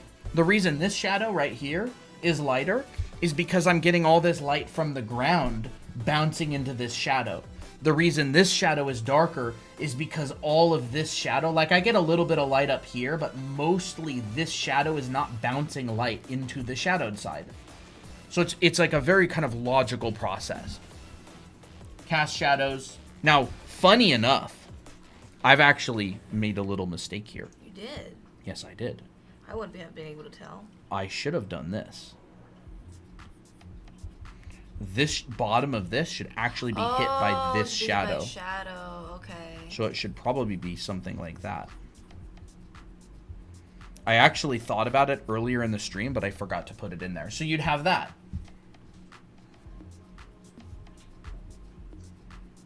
Okay. So again, lighting is really complicated to get into, and lighting is drawing plus extra. So you have to be able to draw well dimensionally in order to light things correctly. If I couldn't draw a cylinder facing this way, or a cylinder facing this way, right? Or a cylinder facing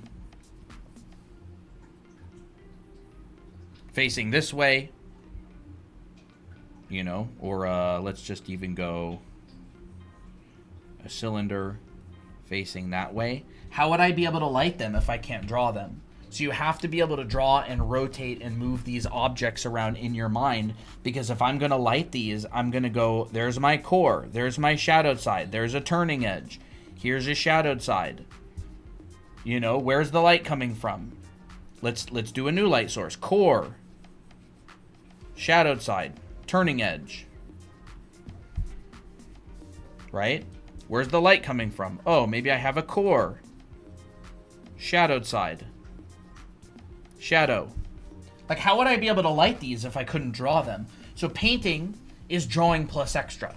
And that's why it's so hard. Because you're literally doing like this super advanced thing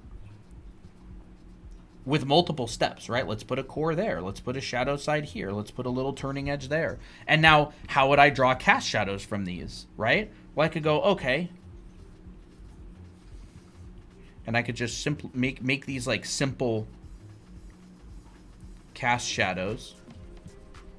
There's a cast shadow. Let's see. It would actually be over here, wouldn't it?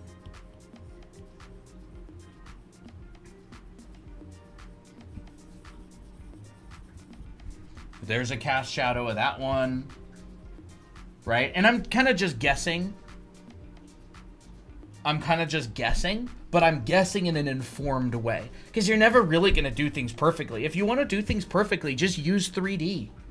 Like, use 3D modeling, right? If you're going to go into being like an architectural visualization, you know, artist, or if you're going to do something super correct, use 3D. Otherwise, all I'm trying to do is create the illusion of something. And it needs to be right enough that you don't get distracted by the fact that it's wrong. Look how long Toby is. Very long kitty, yes. That's a good Toby. I say as I pet on Toby. No, I am Poopy Evil Toby. It says Poopy Foot Toby. Yeah, exactly. So like, and by the way, casts tend to be a little bit, cores tend to be the darkest. There's reasons for these. I'm probably not going to go into them, but cores tend to be the darkest. Ambient occlusion is also kind of dark. Cast shadows tend to be relatively dark. So a lot of the time, cast shadows will actually be darker than the shadowed side. Because remember, you're getting a bunch of light coming here and bouncing up into the shadowed side and acting as a secondary light source in there. So your core is basically where you're not really receiving very much bounce light from the ground, and you're not receiving light from the primary light source, so they tend to be a little bit darker. I'm exaggerating here. And then ambient occlusion, and then you tend to get a good amount of bounce down in here, and you'll get some light coming in over there, like that. My circle wasn't very good, so there we go. You know, stuff like that. And it's just your basic form rendering. And then, you know, boxes. Boxes are problematic because you're always focusing on design. You always want to focus at least some on design. So boxes are kind of problematic. Actually, I would say the really problematic shapes or forms are pyramids. Ooh. Because you can't really get a 1, 2, 3 read. Yeah, it's just a two. The only way I could really get a 1, 2, 3 read is if I have like a bottom plane showing. Yeah, like a bottom plane of my pyramid showing, and then I would have 1, 2, 3 sides. But you would basically shade the pyramid kind of similarly to a box. It would just be 1, Yeah. 2 read. Yeah. So you want a 1, 2, 3 read, and a 1, 2, 3 read is basically where each side of your box has a different value. So you would usually have or want to set up light, medium, and dark. This allows your brain to understand the three-dimensional form of this object much better. And so what you would get, product designers who do product photography talk about this a lot and think about this a lot because they have to actually light and photograph products. But you would essentially set your light up so it's mostly hitting one side. It's hitting another side a little bit, and then it's not hitting the third side at all. And you would get a shadow that looks like this. And then this would be the cast shadow. So you're not getting any cores on this box. I would get a core if this was rounded. Nat says, "How do you draw feet? I feel like my drawing is floating." I feel like it's less about feet than it is about understanding where your ground plane is and your perspective of where your character is standing. Yeah. Yeah, you'd get a core in there if that was rounded. But otherwise, on just a normal box, you wouldn't get a core. So again, what ends up happening is like, I'm sure there's some people in here that were really taking notes and focusing on this, but like things tend to be dramatically more difficult to do than you think. Like you're just like, man, I need to learn how to shade because I'm working on this drawing right now. But shading is like an entire career's worth of learning and practice and stuff. So it's like, I think a lot of people are looking for an easy way or a hack, and there is no easy way. Like it's a lot of hard work. And there's a juicy reward at the end of all that hard work, which is you can draw and paint and design. Do whatever you want. You can kind of do whatever you want, yeah. I forgot that we were supposed to do some of these today. Oh, yeah. Forgot about that. I Gonna barely draw drank some. my... Alani? Yeah, I barely drank my Alani. Well, do you want to Sure. take this back? Maybe I'll draw on some of the heads because I think it's always fun. Oh, What's up? I think we also want to talk a little bit about color. Let me think. We could do the head stuff now. We'll do the head stuff. Guys, I'm so excited. I'm gonna draw on these heads, and then we're going to, where's my FM? I've been drawing an FM with these lately.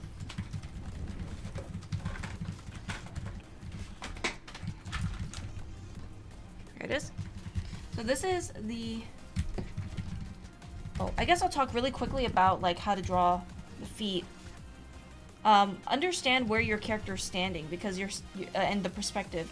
I had this problem where my character would sometimes just be in like orthographic view, which is totally fine, but understanding like where your character is in perspective. Where's the feet? If the feet is down here, we want to make sure that the ground plane looks like it's going in that perspective and the feet are going in that perspective. So if you want to draw like your feet going down here, it would basically be like a wedge.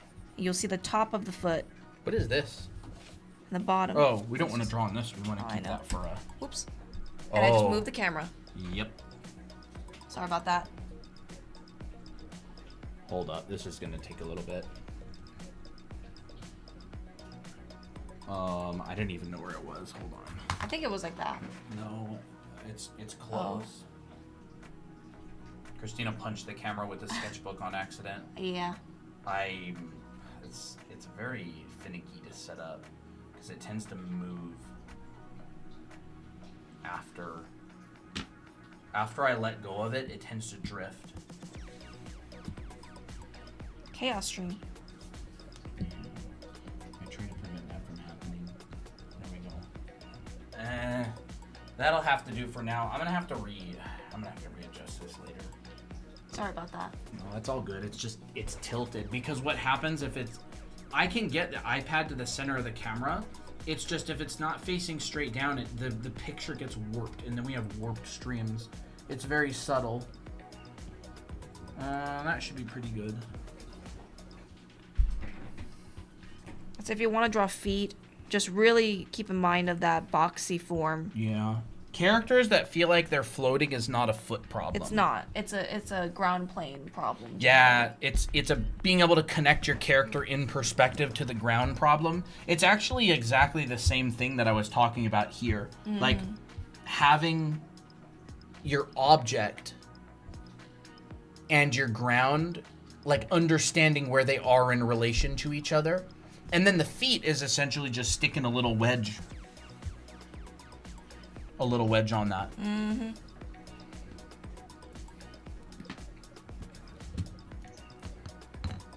Who should I? Oh, you said you wanted to see June in this. Okay, June. I'm not very warmed up. You've been drawing all stream. Well, yeah, I haven't been drawing all stream, but On these heads, you mean? on these Why heads. is it so loud, dude? I don't know. There we go. Is the music loud for anybody or pretty good? Hate drawing feet, not gonna lie. I know what you mean. I love watching videos of people doing face-ups on wall jointed doll heads. It's so cool. It's all right for you. Awesome. What was that? It's the pen touching the mic. Yes. This mic should be over there. Okay. Perfect. I don't want it in view of the camera. Not that chat can see it. It's cropped a lot, but because the camera tends to focus on the mic sometimes and makes the whole stream blurry. And chat's like, it's blurry. Yeah.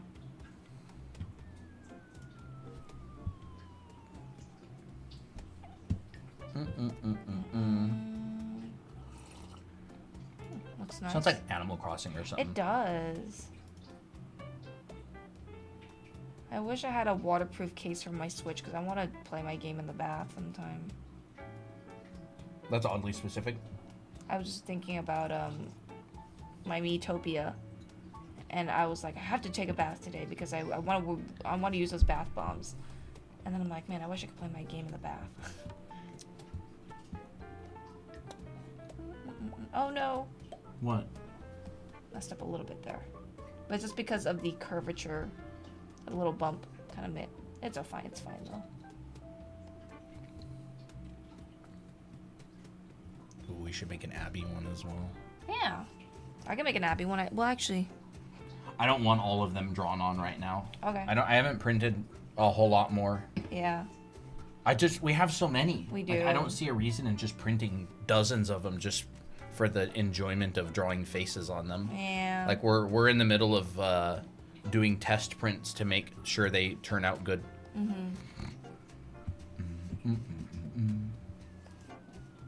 You didn't actually cover feet at all. I covered like just the kind of Oh, okay. very basics of feet. Let's just Okay. say it was like a small thing. I just looked down and saw like a little Lego piece, and I was like, Oh. oh. Well, I was talking more about like it's less about feet than it is the ground plane, and that's why I didn't really draw like feet in depth. Okay. I did draw feet in depth last stream, but unfortunately that file got cooked. But we still taught it. Yeah, you can go find the your head's in the camera, by the way. Sorry.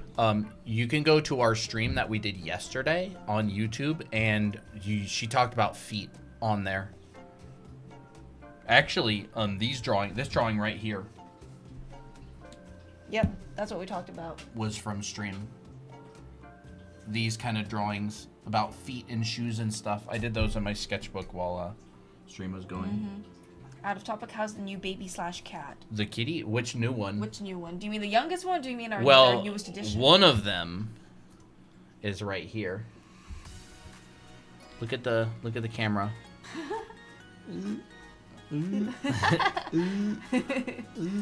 So cute. It's such a friend love. That's the newest one. He's There a he big is. baby, but he's only a year old, surprisingly. He's a year and a couple months now. Yeah. And then he's a big 14-pounder. Greedy and sneaky. And then Toby is the baby. He is the baby. He's sleeping right there on the little bed, on a different bed on the other side. And then Poppy, the auntie, I don't know where she's off to. She's in her nest. Oh, in the tower. In the tower. I have a kitten who will turn 1 in October. Awesome. That's fun. They say that the 1-year-old cats are still in the kitten stage. Applejack acts like he's a kitten a lot of the time. Yeah. He's so playful. He is very playful.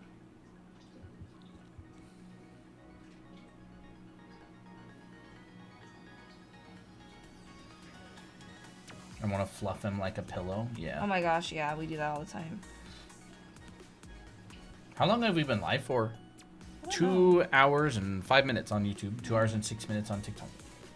Little tuxedo guy, that's fun. I can't believe I figured out how to make coupons I know, that's pretty good. I did it all by myself. Yeah, all by yourself. after multiple failures. Well, that's how you get ahead, right? Fail a lot. Well, this looks pretty good so far. So you good to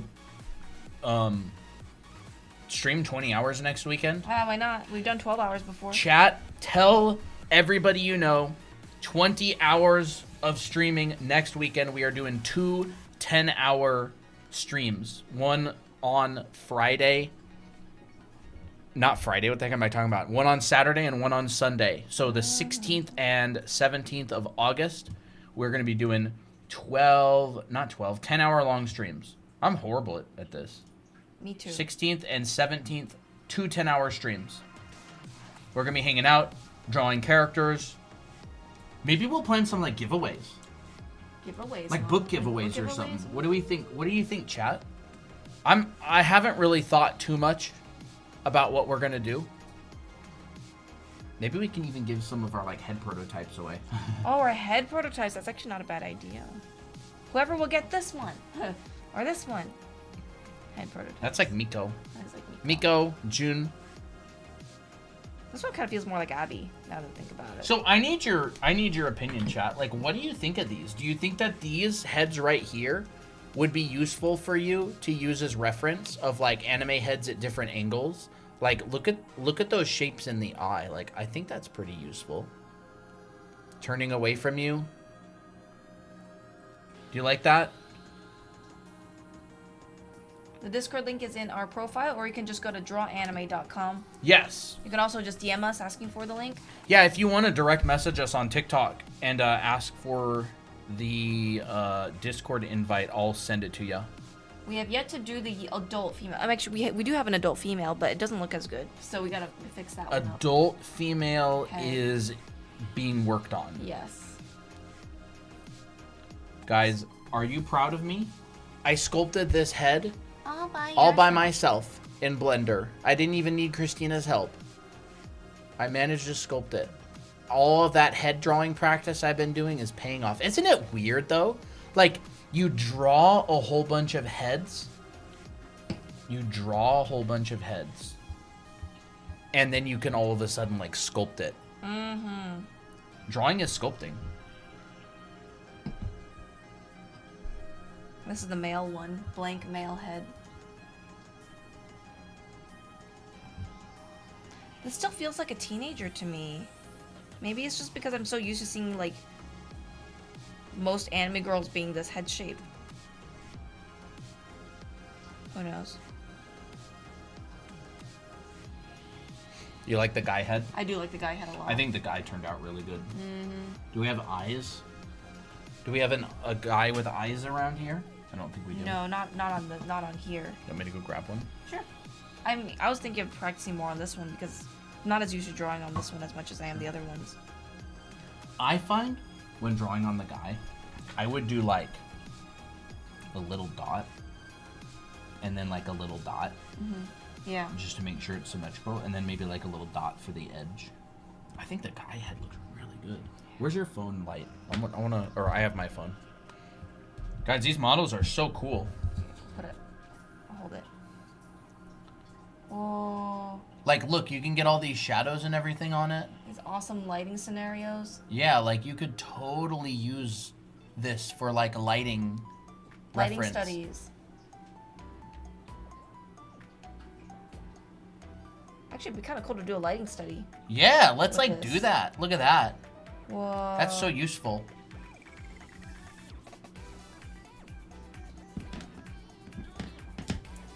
Yes, so proud.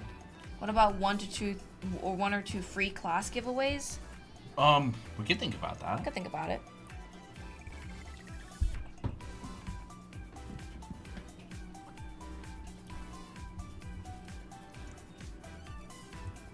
Oh my gosh, you know what we can finally do? What? Is when people ask us, oh, how do you draw a head in an extreme, downward angle? We go like this. And we use it to teach. Yeah, or an extreme upward angle. So we made sure that when this head was sculpted, you could see the face from the bottom. So this platform is pushed back enough that you can see it from the bottom, like that. Something that I did notice about heads, which is kind of interesting, is that they're tapered, like, in. So let me show you. From the top, you mean? Yeah, no, like just from this, even from the front. Like, Oh yeah. this is the front of your head. It kind of looks like this. This is where your features are placed. And this is all angled in. Your cheekbones angle in, Yeah. angle in. So it's like, this is like the side of a box. Which I think is always interesting, because I don't think people really notice that sometimes. Because it's hard to notice. It feels flat. Here's where your cheekbone comes out and stuff. Now this is a horrible looking head, but I think that helps me a lot, visualizing the head. So it's not just, it's not this, this is going back in space and coming towards the front. I would not mind actually having these just available for sale on their own. Like you could buy Yeah. a set. Yeah. Because we're building these for a class that we're recording. We're actually building a class that teaches head drawing from any angle. You can see I haven't really taken off some of the 3D print stuff. But we're building these for a class. But we want to sell them individually. But we'd have to set up a store page online that we can do that. Looks good. They look good. They like this one especially looks so good. The heck? So this I thought one, you were gonna draw it. yeah, I'm gonna draw on it. Okay. I just didn't, because you said not to draw on all of them. So I'm Yeah, just I like, want a couple of them that aren't drawn on, but we have a couple. Yeah. There we go. Okay.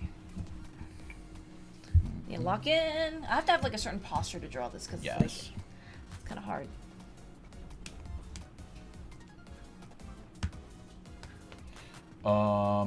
Art Boy earlier said, any tips on placing a figure in an environment or a step-by-step approach to doing so? Ah.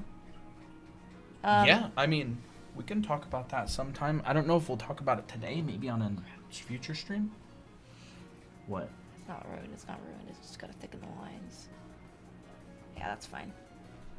Ooh, you know what we should do? What? We should take one of these heads and draw like those cool, like Egyptian eyes. Ooh, yeah.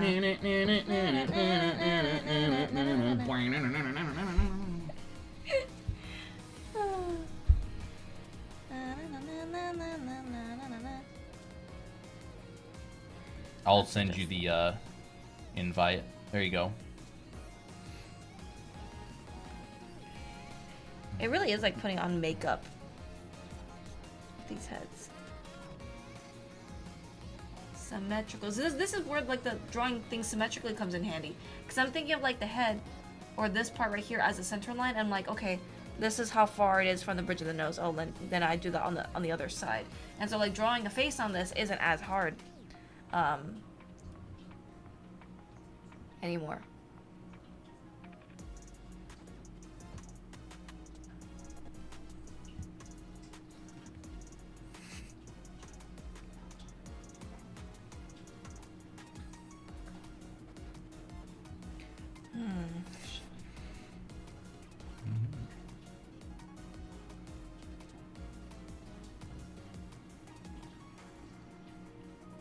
Well, we're gonna have to draw on how many exactly? What'd you say? How many of these or am I gonna have to draw? I want to make 250 sets. Ooh, so that means. So 1,200 of them. Wow. 1,200 heads total, probably. That'll give me a lot of If you're making him a zaddy and would crash. What's a zaddy? He's a teenager. I mean, I have to make him attractive, right?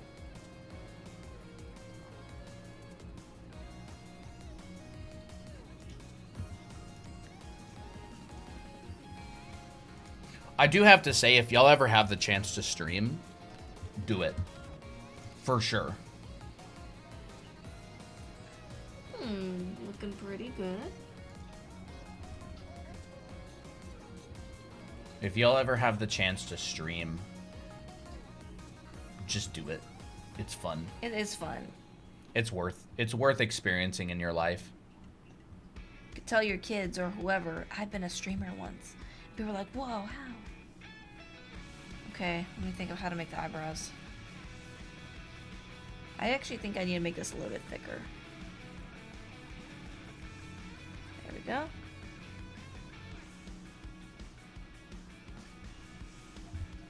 Started a sketchbook this summer and I'm almost done with it. That's awesome. Oh, feeling a sketchbook challenge? That's fun.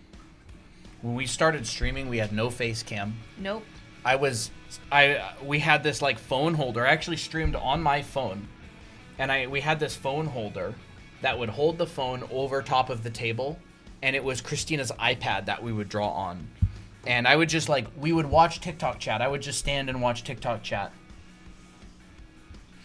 And we streamed like that for a while, and then we ended up moving to... We unlocked TikTok Studio.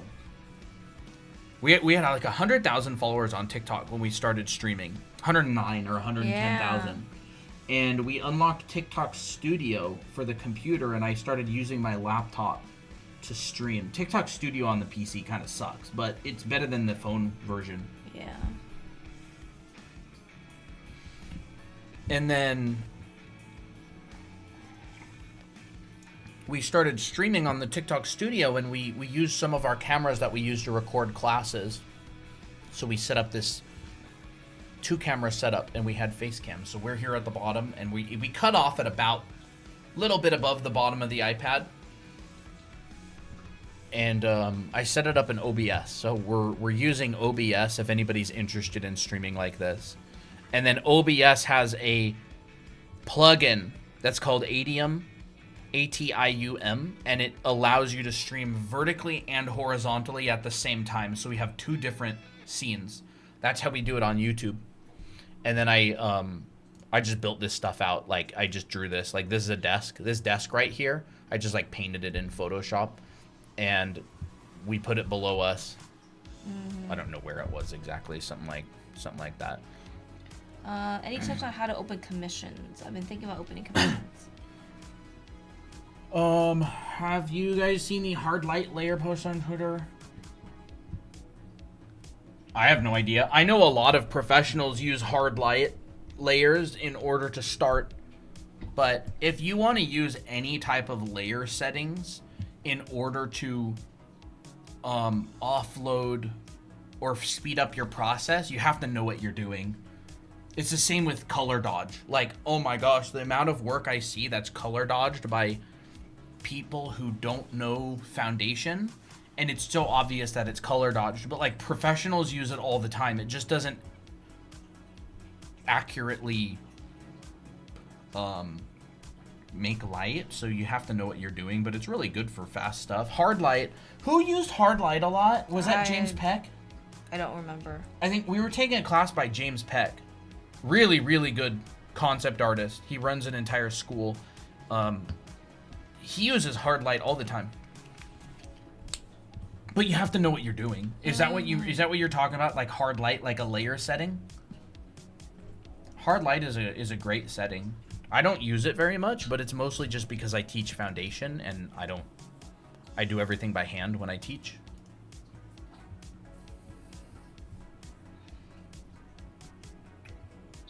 I want to make a VTuber model for streaming. Awesome. Used to stream on Facebook and Twitch. Nice. Twitch Twitch is difficult because it has no discoverability. So you if you want to stream on Twitch, you would absolutely have to have an external source of traffic, usually a YouTube channel. Like YouTube, for example, we have 421 views from this live stream, 423. You'd never get that on Twitch. You'd go into like, 0 to 1 viewer territory. Because the way that Twitch is set up is it's not designed to make small streamers discoverable. It's designed to push popular streamers.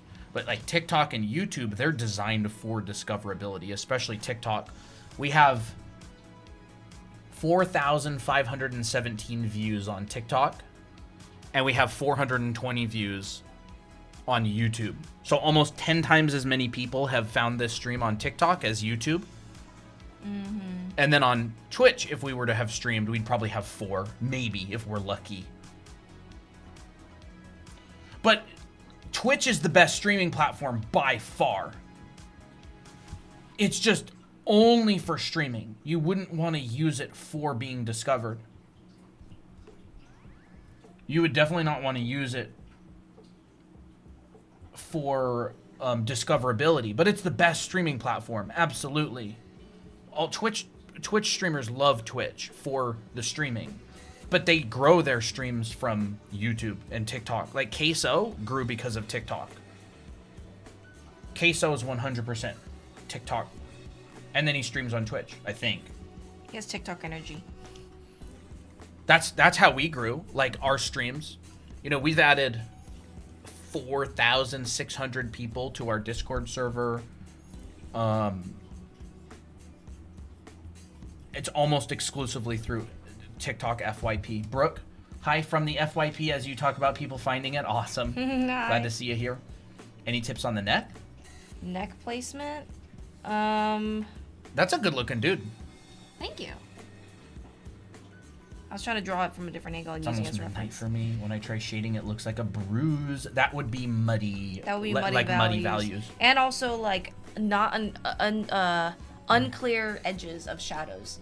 So like if you shade, let's say, if you start shading like this, and you don't really continue, it looks like a bruise. So you have to like be very clear. Where's your light source? Okay, well there's gonna be one side that's in shadow, one side that's in light. Sure, you can link it, Sirac, in like general chat or something. And keep it clear. Oh yes. And so this is what's gonna make it feel less like a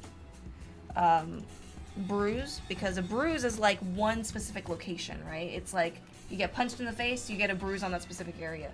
But if you have, an area of shadow that's following a certain pattern, then it doesn't look like a bruise anymore. Actually, this is a pretty nice looking head. Yeah, but this guy's really good, whoever it is. Like this artist, they can totally use hard light because they know what they're doing. They understand lighting, they understand hard light. They understand color, they understand bounce, warm, cool bounce light. They're just using hard light as like part of their process, but it doesn't make. They still have the fundamentals in mind, right? Yeah, this person hard is light a pro. isn't like a hack to make things look better. It's just they just know how to use it. Yeah, they know what they're doing. Mm-hmm. Like this person is a pro. Yeah. So they could easily use hard light. A beginner wouldn't be able to do this. No. Because They wouldn't know how to use it. Yeah, but like I said, a beginner wouldn't be able to do it by hand either. Yeah. But a pro would be able to do it no matter the method. Mm-hmm. So the neck depends on your head type, but they're probably just using it to quickly and simply block out the shadows. Mm-hmm. What does that layer affects the base layer? I'm not really sure exactly. I don't use hard light a lot. Yeah. So Yeah, it is definitely a draw the rest of the owl. Yeah. Because I think what they're doing is they're just, let me look. It's hard to tell Seems what like they're they put doing. like a mask, like a gray mask over it or something. I don't really know exactly what they're doing. I'd probably want to actually watch like a video process of how they do it, even if it's sped up. Overlay, I don't know about shading with overlay. Overlay tends to like really saturate things and doesn't necessarily. It can work for some things. I would say multiply is generally better, but I would just layer modes are tricky because they don't necessarily work generally like how light works. It's more of like an effect. It's a blending mode.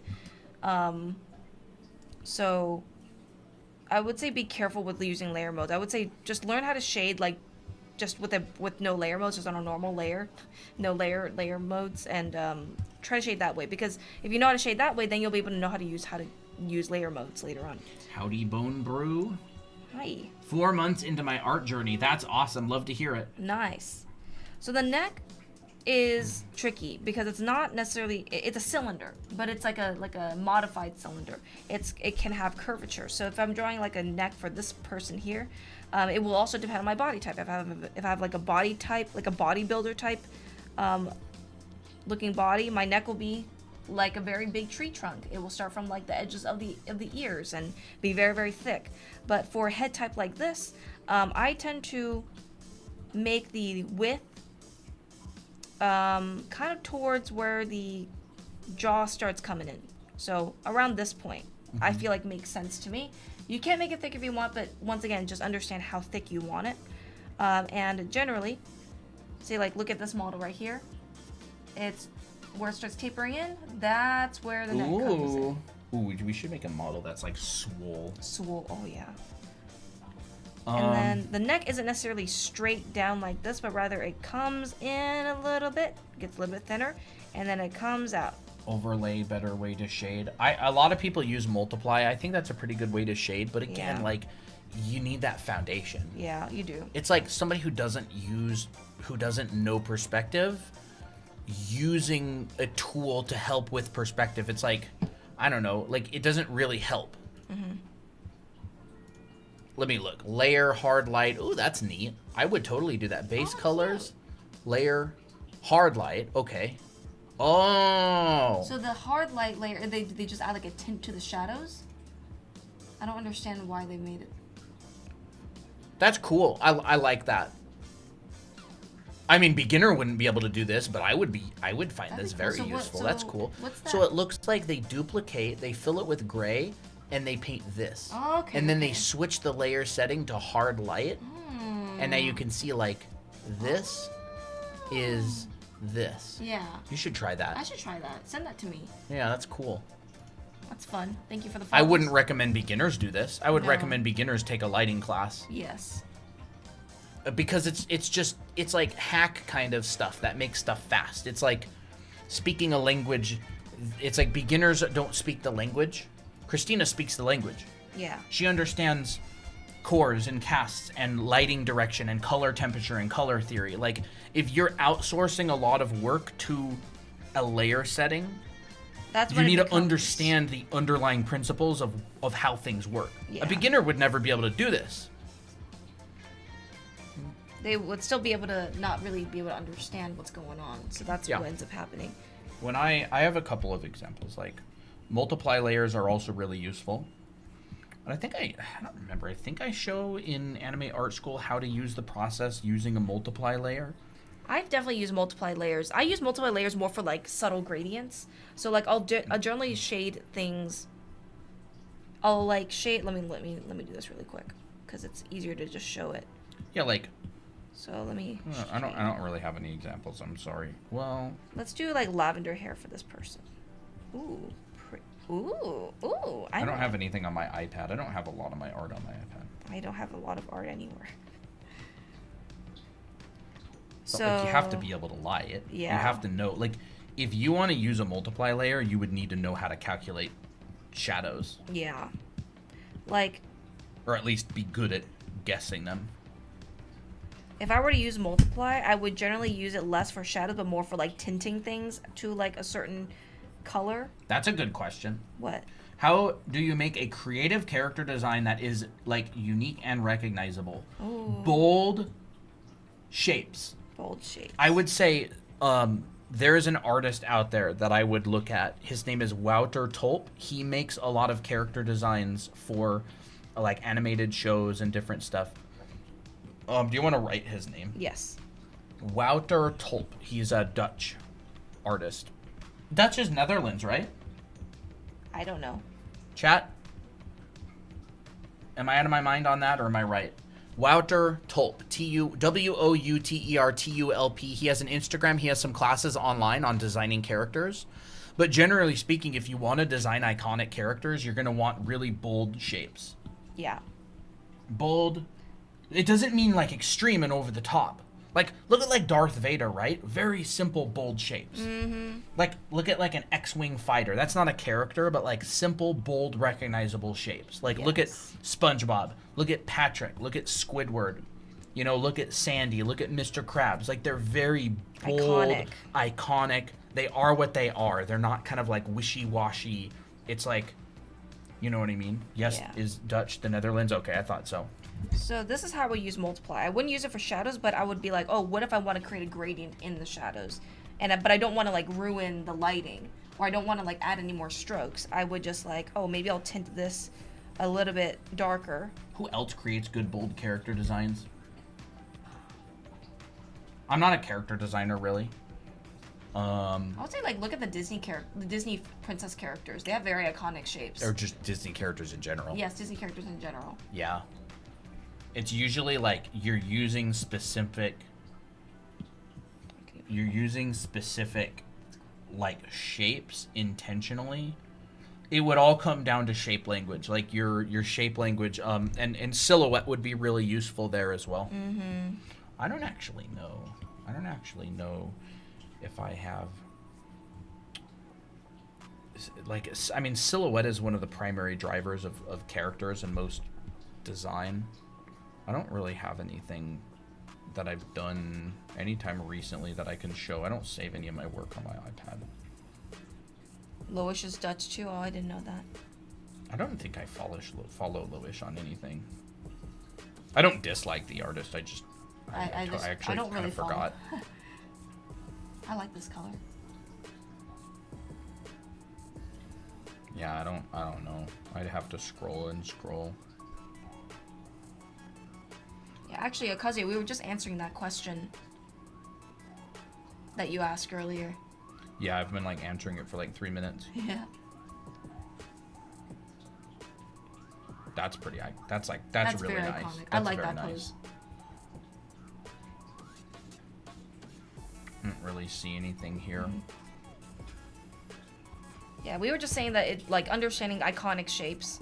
Well, simple, just simple simple shapes. Yeah. shapes. Square, circle, triangle. Yeah. Like, if you want to design bold, or if you want to design iconic characters, they have to be easy to remember, right? So thinking a lot about, say, the silhouette, like You can't see that. You can design, say, a character that overall has maybe like this vibe, right?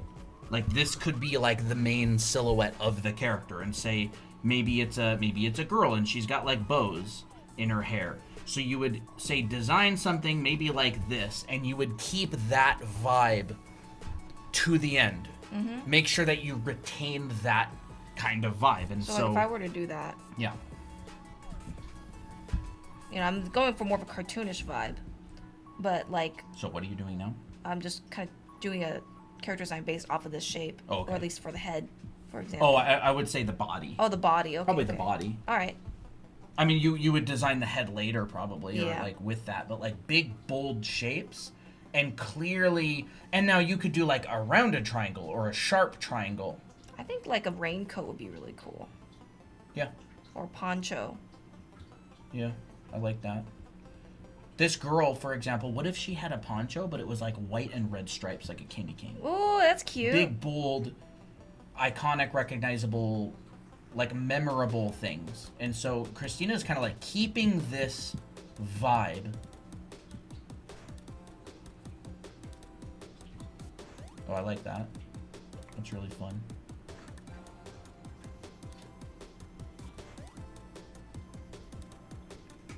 Yeah. cute. And then what about those bows? I was originally thinking those would be like pigtails.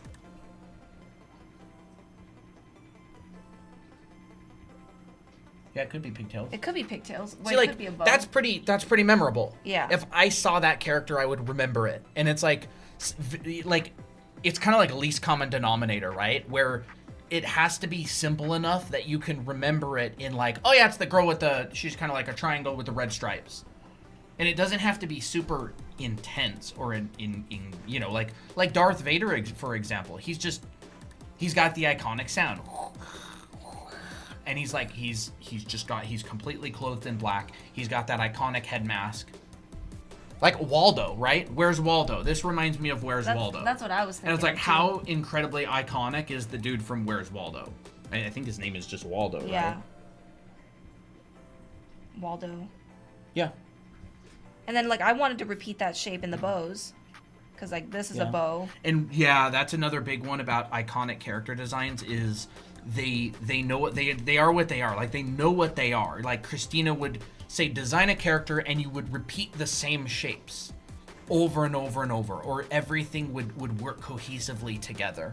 Even to add some. Like down if you here. use a triangle in the dress, maybe you use a triangle in the bows and you add bows to the top, you add bows to the bottom. Like for example, she could have like yellow rain boots. Wait, I want to do that. And then maybe her bows would also be yellow. Yellow rainbows. Ahmed Al-Duri, I don't follow him on YouTube, but he was a teacher of mine in art center, and he was a big character designer. He liked to design iconic characters, and really good character designers, they're always starting with these overall impression. Like, what's the overall impression? What do you get out of this? Like, she could have oversized rain boots, or I don't know. Like, I kind of find it interesting. Character design is really cool. I had some friends on the Blizzard Overwatch team, and they were always focusing on the character designers. They were always focusing on this stage, like the main overall. What is that? I was gonna do an arm and have her carry an umbrella. Oh. Although it would kind of, I mean, the overall silhouette of this character is already figured out, but. Like at this point, the character's, I wouldn't say it's done, but the hard part is done. Yeah. Look at Totoro. Really, really good. Silhouette is definitely part of it. But also think about like the silhouette of the character and also like the main inside shapes or the main inside what's going on, right? Like if this girl was just a silhouette, you would lose the impact of the stripes. Yeah. So like the stripes are important enough that they would be considered kind of part of the overall graphic shape.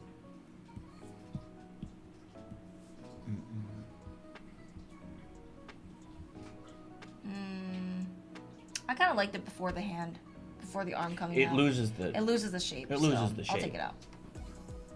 And then they would do tons and tons and tons of sketches. Can make her blonde to continue that yellow scheme.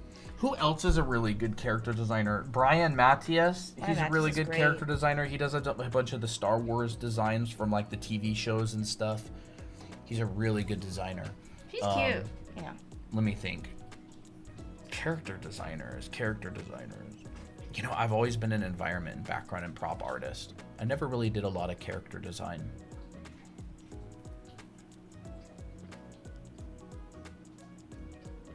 That is cute.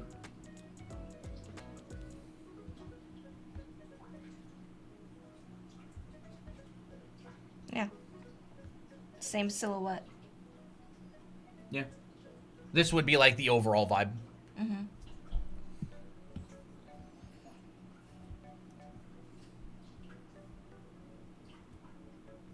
How would you suggest studying anatomy for anime art specifically? It's just you'd study anatomy. Study regular anatomy for just figure drawing. Yeah, just regular figure drawing. Mm-hmm.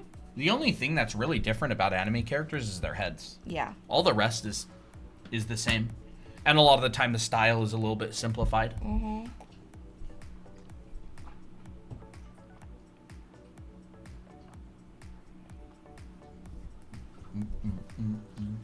Like a bicep is a bicep, a tricep is a tricep.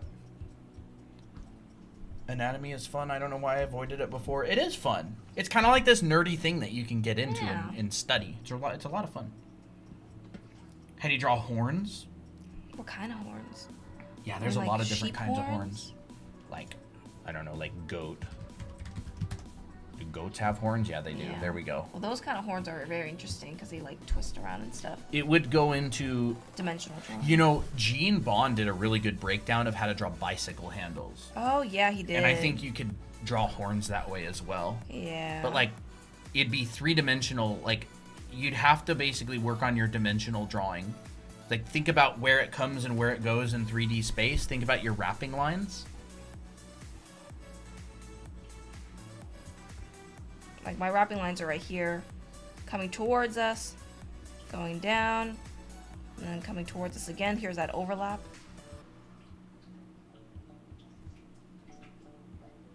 And horns generally have like an underside Yeah. to them, and so they'll have like a pattern that looks like this. Like something that's, like that. There's so many different types of horns as well. Like, you want to know which type you're drawing. Yeah. A lot of it is just dimensional drawing, understanding, kind of like drawing those bendy cylinders or bendy straws. Yeah. And like, you can draw a shape. Right? You can draw a shape Yep. and say it's a two-dimensional shape, and then you can add form to it like this. After the fact. So if you want to add form to a shape, so what most designers do actually is, because designing is so difficult because you have to think about shape and form at the same time, is they'll design a two-dimensional shape and then they'll add 3D to it. So you can design, say, you know, just whatever type of shape you want. Like, she's only drawing in 2D right now. And then you can turn that into a three-dimensional form and go, okay, which way is this actually going in 3D space?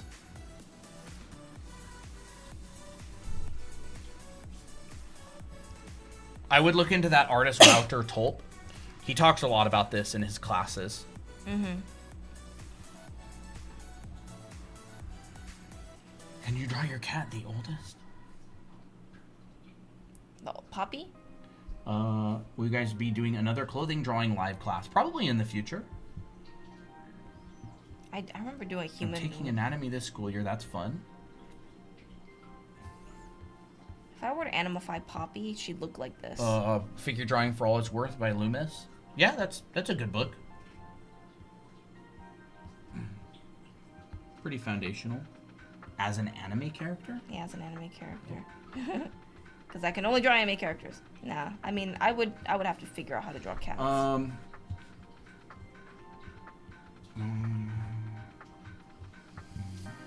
That's how I imagine Poppy.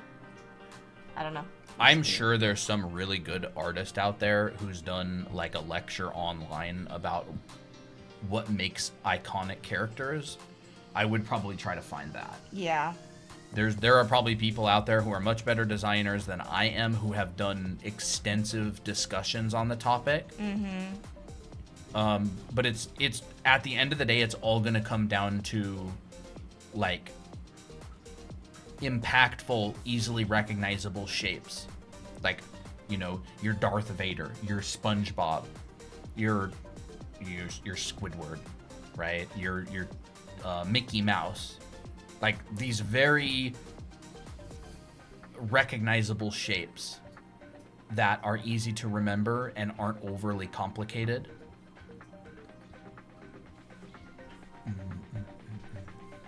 Naomi looks really cute in the corner. Yes. One layer gang, rise up. If I'm working on like a professional gig, I definitely don't use one layer. I use a lot of layers. A lot of the time they want them separated at the end, and it'd just be making extra work for myself. I don't know how to draw cats. My best attempt. Bro, I need to go through Terrell Whitlatch's felines class. That'd be so cool.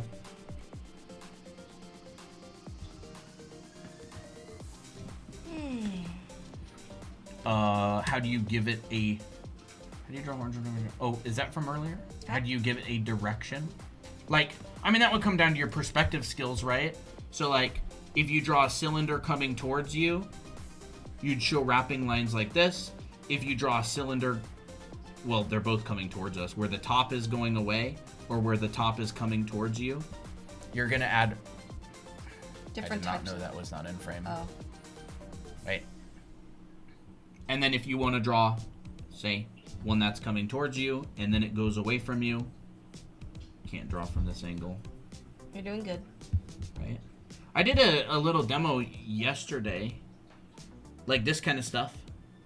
Like horn, that would be the same principle as a horn. You'd kind of just track this form as it goes in 3D space. And think, is it coming towards me? Is it going away from me? Is it looping around? And so if this were to be like a horn, it would be the same thing. It's just this would probably Connect them. it would change size as it goes away from you. So I don't really want to mess up the other day's demo. Right, you can just go, what's this? I'll move that over. It's, if it gets too, scoot over, like a little bit. There we go. We should probably just do this instead sometimes. Yeah. Right, let's just say I've got a cylinder and it maybe goes in this direction and I make it a little bit smaller.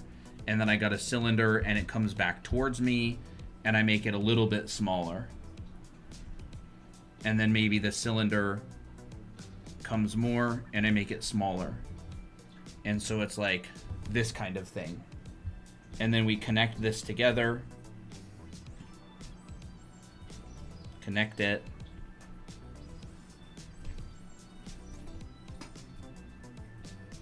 You know, you can draw horns that way. Of course, this isn't going to have as much personality as something like this, because these aren't perfect cylinders. The cross section of this would probably look more like a rounded triangle, whereas the cross section of this one is more like a circle, and a rounded triangle is going to be much more interesting and generally more accurate to horns. But this is a way you could promote it. So that would be the same thing as a witch hat, Snaz. There you go. Witch hat. Ha, witch hat. Look at this.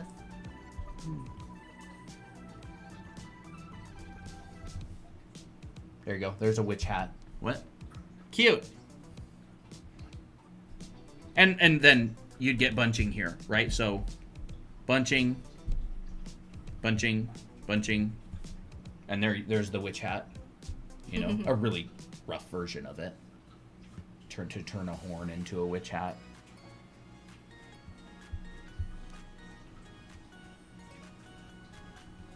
It just really be a tapered cylinder. Tapered cone. Yeah, tapered cone.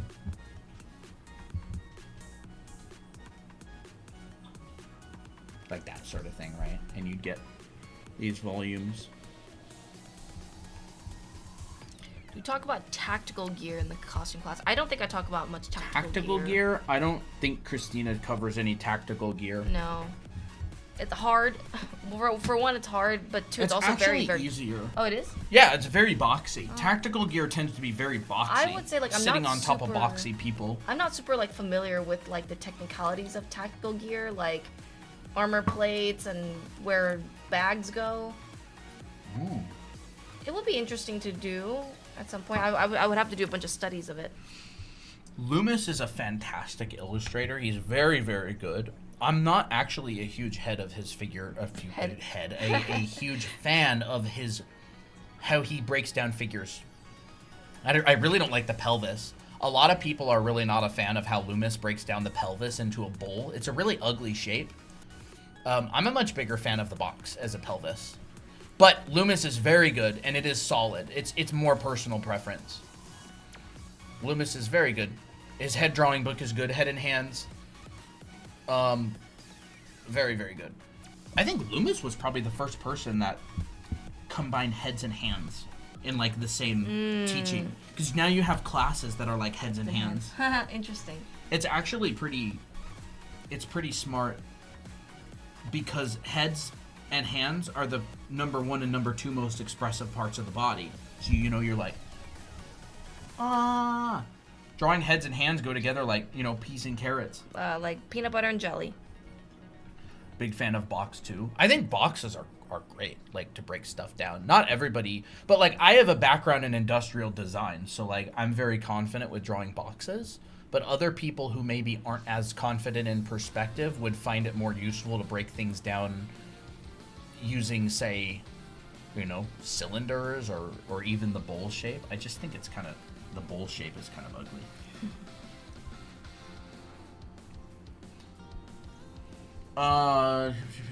We generally don't go over and cover people's work in the chat, Jack. Persona better in the art style. Yeah, we generally don't do art reviews, critiques, or draw over or talk about people's work that much. We mostly just teach, like, lessons. But occasionally we will do streams. Where we'll kind of look at work, but it's very few and far between. Yeah, I've dealt with more boxes than a UPS driver. Or an Amazon delivery. Oh, they put everything in bags these days. Oh, yeah, that's right. No, it's all good. It's all good. You can join the Discord server and ask in the critique channel if you want. I'm sure a lot of the time people will get tips. to you. But a lot of the time, like, if you only join the Discord server in order to ask people for help, a lot of the time people won't feel like helping out. But if you're helpful with other people and get to know them, then a lot of the time people will want to help you out. You know another thing that's happened, and I was thinking about it. Mm-hmm. People will join the Discord server and not post a single thing and then immediately post in the commissions channel. I don't know. I don't really know how much I'm a fan of people Only joining for only joining to promote, like to advertise. Well, like that's self-promotion at this point, right? Well, but it's the commission channel, right? So like I'm just Yeah. thinking like maybe I should make the channel locked behind like a certain level. Where that's you not a have to bad be like a idea. certain level in the Discord server in order to post. That's actually not a Because bad like what idea. people do is they just join like 1,000 Discord servers and post in every commission channel. That's true. That's a good point. What do you guys think? I get shy on Discord. How do you draw short hair for like you guys? Me? I have very short hair. What's the Discord name? Gloria? The Discord name is... You won't be able to find it. You'll have to go to our website and get the invite. So you can either direct message us and ask for the invite on TikTok, or you can go to drawanime.com and get the invite from there. It's not a public Discord server, so you won't be able to find it without the invite. Depends on what kind of short hair. Insanely short hair. Applejack. Insanely short hair is basically like little fuzz, like peach fuzz, but it wraps around the head in a certain direction. Like you can just choose whichever direction you want. You just make sure that. Let me think. So if you want like Zoro hair, for example, understanding where the hairline is important, and understanding how far on the how short is this hair? Is it like here's the scalp? Is it coming out this long, or is it coming out this long? Really depends on you. Oh, it looks like you found it. That's great. And by the way, you need to go to the verify channel and hit that green check mark. It's like an anti-bot measure. So you can just wrap those little zigzaggy lines around the sphere. Just make sure that they're going in a pretty consistent direction. You can even add like little flyaways in here. And it looks like really short hair. Yeah. New around here, so I really didn't get the chance to help other. It's all good. Even just chatting with people is good. But anybody's more than welcome to join the Discord server. It's totally free. Lindsay, heard you guys do mentorships. You still do them? Yeah, absolutely. Yep. You can DM us and ask if you're interested in a mentorship or anything. I do them. Christina does them. I think Dahlia was saying she was planning on taking my mentorship first. At some point.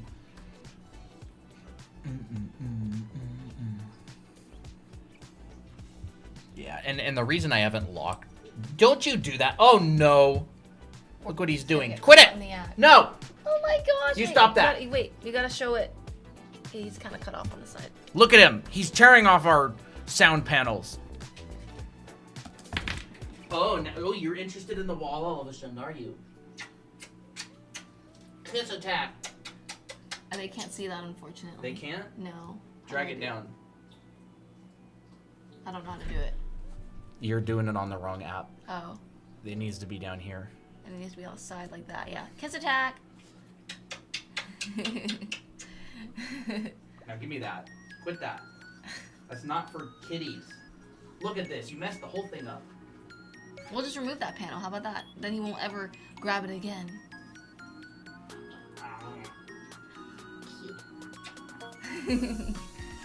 He's so funny. He's so squishy. Kiss is punishment, yeah. Look at him. Now he's like falling asleep. He's like... His face is so funny when he gets kissed.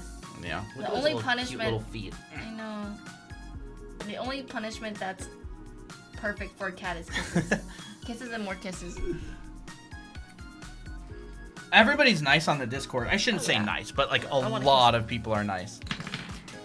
Kiss Attack Part 2.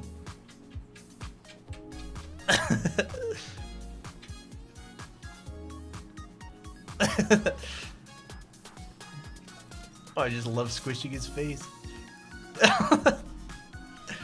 Oh, it's so funny. What did that look like? I wish I could see. Oh well. Well, maybe we'll wrap up soon. Yeah. I want to take my bath. And I also want to work Right. on that 3D head model. Good boy. He does. He's so he funny. He's Oh, he very- loves it. He's so chill. He's so chill. He's He like, grew up with 7 other like, cats. touch his belly and he literally won't even. Yeah, Literally like, won't even scratch you. like he doesn't care at all. Give me that belly. See? You don't care. He just continues to groom. Doesn't care at all. Look at little bunny feet. They're Hi, so baby. cute.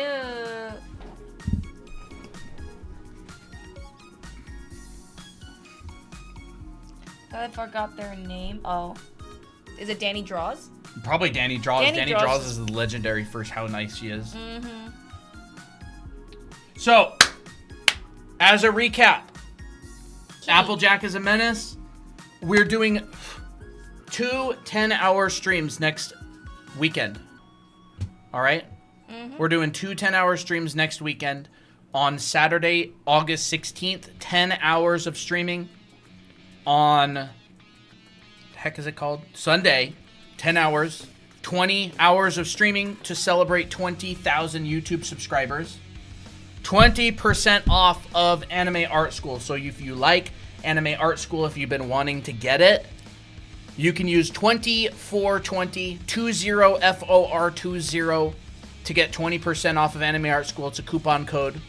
So if you've been looking to get Anime Art School, now's your chance. That promotion will be running this week.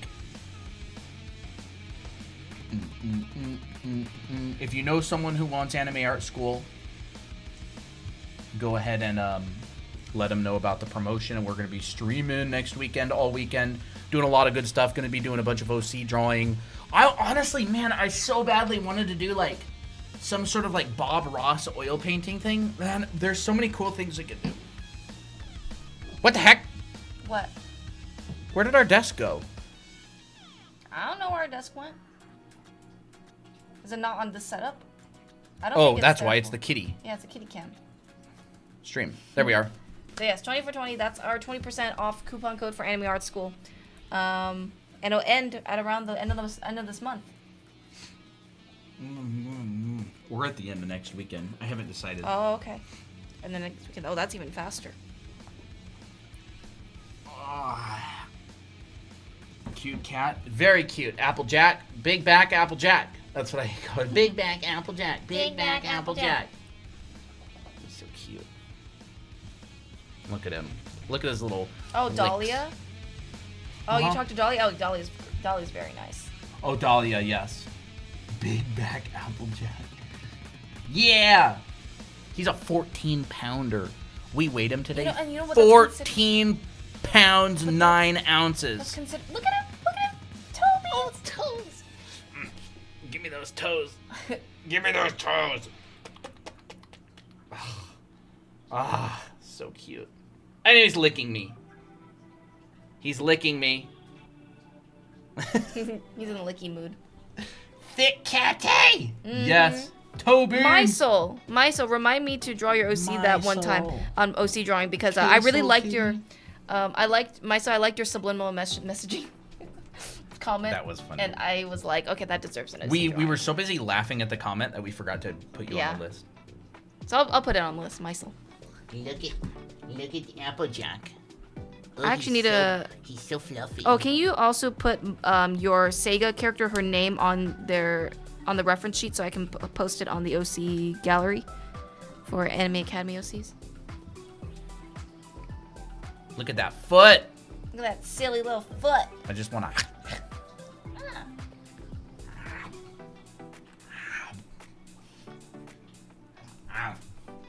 That's for TikTok. On YouTube, it's more like down here. I just want to go. I want a cat cake. I want. Oh, this is horrible. I was gonna say I want like a cake of all of our kitties, and then so I can, Eat them. but they won't be harmed. Kitty. Yay, I subbed. Awesome. Awesome, thank you. Yeah, spread the news. We are streaming 20 hours next weekend. 20 for 20. Actually, we're almost at 21,000 subscribers on YouTube. Let's see what we're at. 2,805 or 20,805. So yeah. I just popped in to peek and say hi before going to sleep. Have a good night, Mysel. Wait, huh? What, huh? what? Huh, what? Doing 20 hour stream. Yes, next weekend. 20 Next hours of streaming. Oh, spread over 2 Spread days. over 2 It's going to be days. 2 10-hour streams. Yeah, so one 10-hour stream on Saturday, one 10-hour stream on Sunday. I have to call out work to watch you guys. That's crazy. That's wild dedication. I'll be there. Awesome. Yes, next weekend, August 16th and 17th. I think it starts at around 11 a.m. Pacific time, 2 Eastern, and we'll be going for 10 hours. I was like, sleep, maybe. Are you going live tomorrow? I'm not sure. Maybe.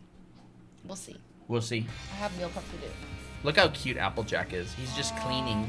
Just imagine you're on the FYP and this kitty just comes up and just starts cleaning. His face is so round and cute. Yes. What if he starts looking at his balls? He don't have none. All right, everybody. Bye-bye, Mysel. And we're going to wrap up, too. Fluffy baby. Fluffy baby. He's a Stinky sheddiest little baby. baby. You need a shower. Toby, do you need a shower? Toby's funny. Bye-bye, everybody. And Dahlia, yes. Have you been here, Dahlia? We're doing 2 10-hour streams next weekend. 20% off of Anime Art School. And we're going to be having some fun. Maybe we need to brainstorm some ideas to do next weekend. Yeah, maybe we should have some ideas. I know a lot of people are always telling us to do free draw on Roblox. We could try maybe free draw for a I mean, we little never bit. tried it, so. You know, another thing we haven't done is we haven't done speed draw in a long time. Yeah. Bye-bye, everybody. See ya. Bye-bye, TikTok. Have a good night. Bye. Applejack, say bye-bye. Thank you, Atusa. Atusa? Bye-bye. And bye-bye, YouTube. Bye, YouTube. We will see you later.